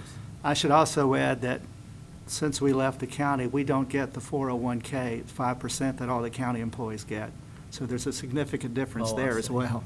See, I was unaware of that. You know, one of the things that we've tried to do since we became the Cabarrus Health Alliance, the amount of savings to the county has been well in the millions of dollars, because we pick up all the salary increases, all the health insurance increases for all these employees that you haven't had to pick up since 1997. And that's from your grants and all those type things. Everything. And we couldn't afford the 401K, so we had to drop it. There was no way we could continue to do the 401K with our budget. Yeah, well, that's a little bit better understanding for me, because, you know, Cabarrus County, we have a hard time competing with Mecklenburg County because they have such a huge tax base, much higher tax rate and all of that. So it makes it harder for us to compete. And so we do what we can with what we've got and try to keep our taxes low and that kind of thing, and be equitable to everybody as much as we can. But I was unaware of the 401K that our employees do have. That's all I have, Mr. Chairman. To piggyback on Lynn, could you send us your entire budget? Absolutely. That's what you mentioned, so it'd be interesting to look at. There you go. Electronically is a whole lot easier than paper. For me at least, it is. So. Do you want line item budget or just summary based on departments? Line item. Line item? Yeah. The more we have to read, the more exciting we get. Do you just want 15 and 16, or 14, 15, 16? Lynn, do you have a preference? I would prefer the current year and the proposed year. Okay. Okay, additional questions? You've just acquired a tremendous amount of additional reading material for yourself. Well, you call that. I know, because I've already looked at it. You call that the cost of education. That's right. I do have one question. Yes, ma'am. I forgot what it was till just a second ago. You're requesting almost, rounding it off, $45,000 for this preparedness coordinator, and that person takes 3/5 of the time and salary. So if you extrapolate that out, that's a $75,000 salary. How does that compare to the private sector? I know it's a supervisory position, but how can we say, well, that's a reasonable salary for a job I don't really understand, Okay. what they're doing? One of the things we have is a lot of data go on this because, as I said, most of the other places in this country have one already. So we know fairly much what they're being paid based on size of population served and that kind of thing. So this is kind of on the low end of what most of the preparedness coordinators in the nation are making, upward 90s, some of them over 100,000, depending on their epidemiological backgrounds.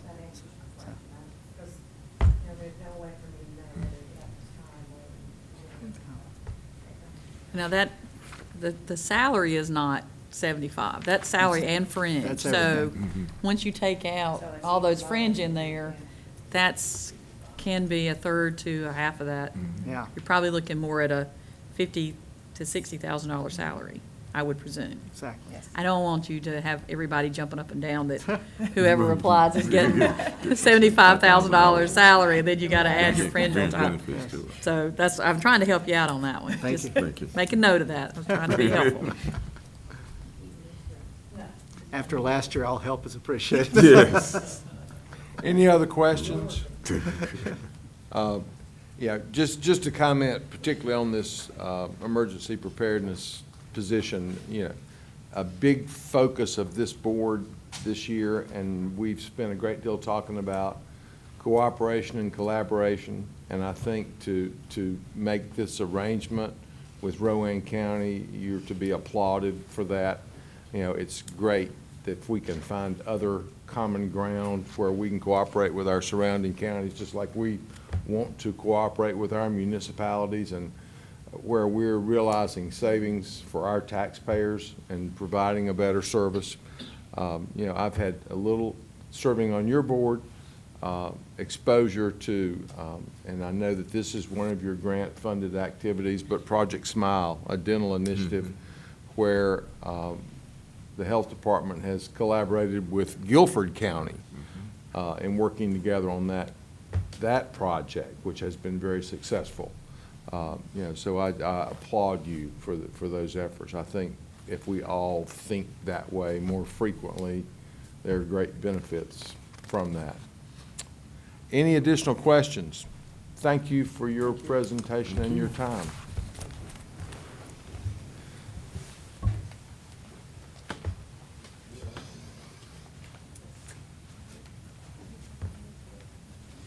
Okay, next on our agenda, we're down to number 8, and we'll turn it back over to the county manager.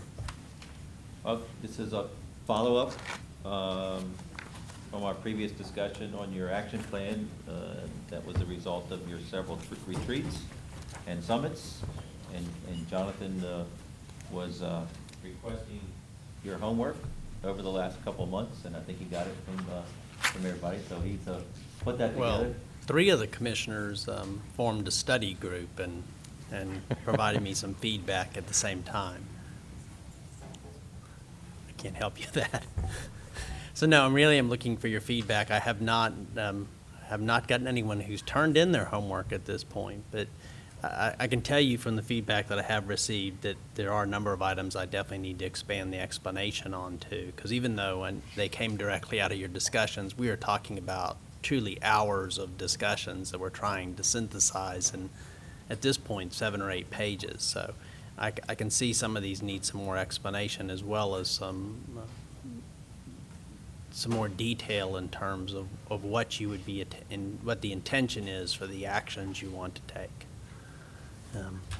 I had some other that were more specific than that, where there's really just information that needs to be provided, and when we start talking about transit, excuse me, it becomes apparent it's helpful to see the transit routes, for instance. So some of these may be appendices to your action plan where you have information that we need to provide you so you have better awareness of what's going on and how that works with the particular action goal. But other than that, I am still looking, there's still the opportunity for your feedback as you read through this document, and you see things in particular that you felt like were brought up at the retreats, any of your own retreat or the summits that you don't feel like are included in this, that you'd like to add, or things that you feel are not completely clear in the direction you want to go. That's the type of feedback I'm looking for. Questions for Jonathan? I really thought I had turned my homework in. I have to go back and revisit that. You did participate in that study group very well. Didn't we have a pretty good secretary?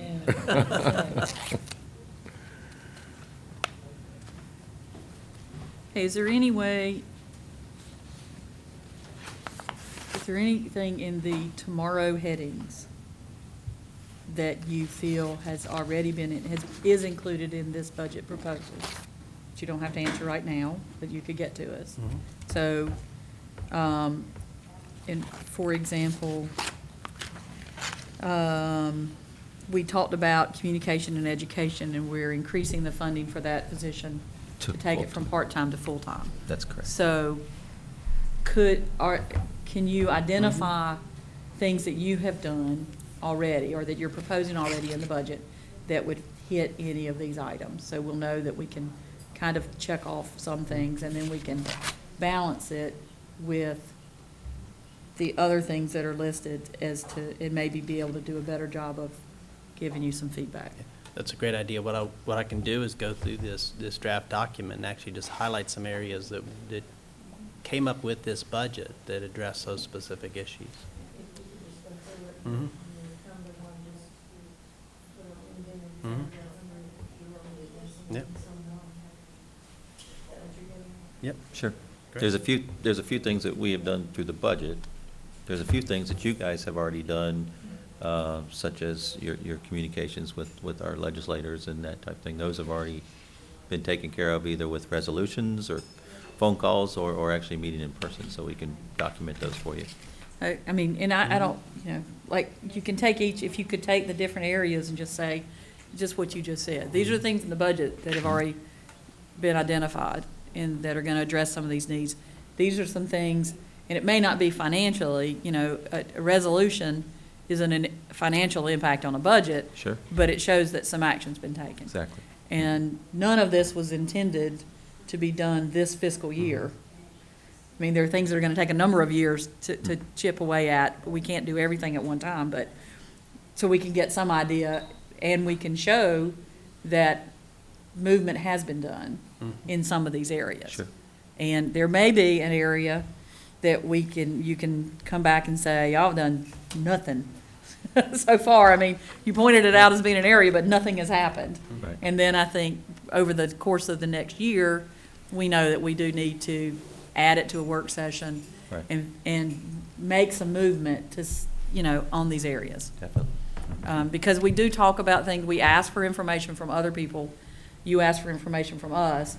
Getting feedback often is a difficult process, or you ask for something and you never get it, and then you forget to ask again, so you don't follow up, and 3 or 4 months later, or a year later, you go, wait a minute, I never did get that from last year. No fault of anybody's per se, I don't think anybody would do that on purpose, but there's so much that goes on that sometimes we can drop the ball just as easily as anybody else, but I think that would be helpful for me. That'd be a great start. It really is for an ongoing process, is for you to look at it 6 months from now and see what other items you've taken up, because they're not, as you said, they're not all fiscal, they're not all spending. Some of them are touring an existing industry that we did within the last week. Those types of things. Which was phenomenal, I have to say. That was one of the best mornings I'm a visual spent, learner, and so I that always really want helps to me. do that more Yeah. often. Yeah. We're I already- put in my request for the next one, but Yeah, we're lining yeah, up we two gotta more. come to your place when you do your grand opening too. There you go. Along the line of that too, sometimes it helps to have a little more information about a particular thing. Mhm. For instance, I'm just looking here on page 99, and popping out to me is Carolina Threadfair and NCDO, the street proposals from NCDOT. Well, if I want to make a comment or know, anything with any intelligence, I need to know more about the Carolinas right there. Well, if you have at your fingertips the link to that, so that I don't have to go hunting it on the computer, tell me, where can I get a basic answer?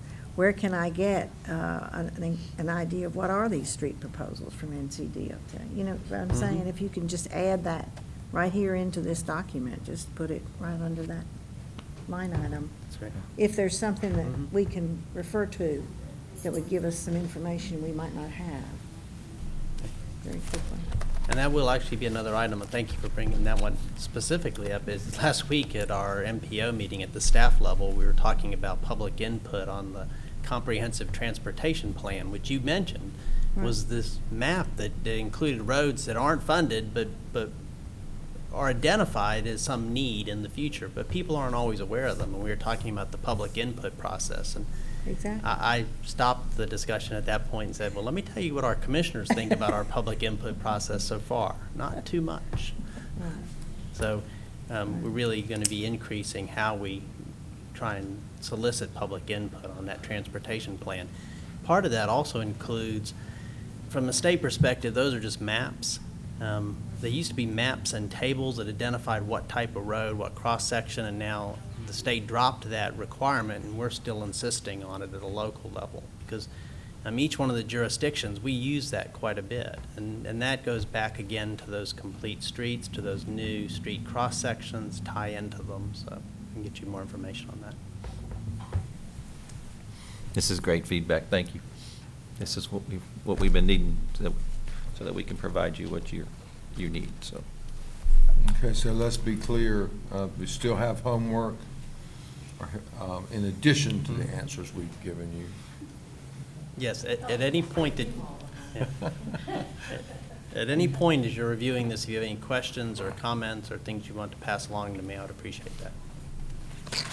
Great. Is there any other I'm going to chime in business? ever so quickly because we thanked ma'am. everybody in finance for everything with the budget, but Jonathan and I have two different areas that we work closely on, and so I don't know, I mean, we tell you often that you do a really good job, but I have to tell you that when it comes to the MPO and roads and WASAC, I could not function on those boards without his help, because he really does understand those, because that's his area of expertise, and it's not my area of expertise. I was saying something to my husband the other night that, when you become a commissioner and you get on a board, you're supposed to know what's going on immediately, and man, the learning curve can be huge. And if it wasn't for staff members like Jonathan, I mean, you can call Jonathan up anytime you want to, Pam, likewise Mike, but we can, it's just really nice to know that we can talk to them and that they have that expertise. I mean, as he mentioned, he had the staff meeting last week. I have the elected meeting tomorrow night, so before the meeting started, he has to give me my review so I know what staff has talked about. And there happens to be a motion that we need to make, and now I understand a little bit better what that motion needs to be, because Jonathan is so good at helping me with those things. So all of our staff, we are very blessed with the staff that we have in Cabarrus County. And we say that often. I want to say it to you publicly because you really are helpful for me in those particular areas. So just wanted to add that. Thank you. I could not agree with you more. Any other comments before we recess to Thursday afternoon? Yeah, we are perfect. We did get caught up. We're 5 minutes ahead. So I would entertain a motion that we recess this meeting and re-adjourn Thursday, May 28th at 4 p.m. to continue our budget workshop. So moved. Have a motion and a second. Any discussion? All in favor say aye. All opposed, no. Motion passes. We will see you Thursday afternoon at 4 o'clock. Thank you.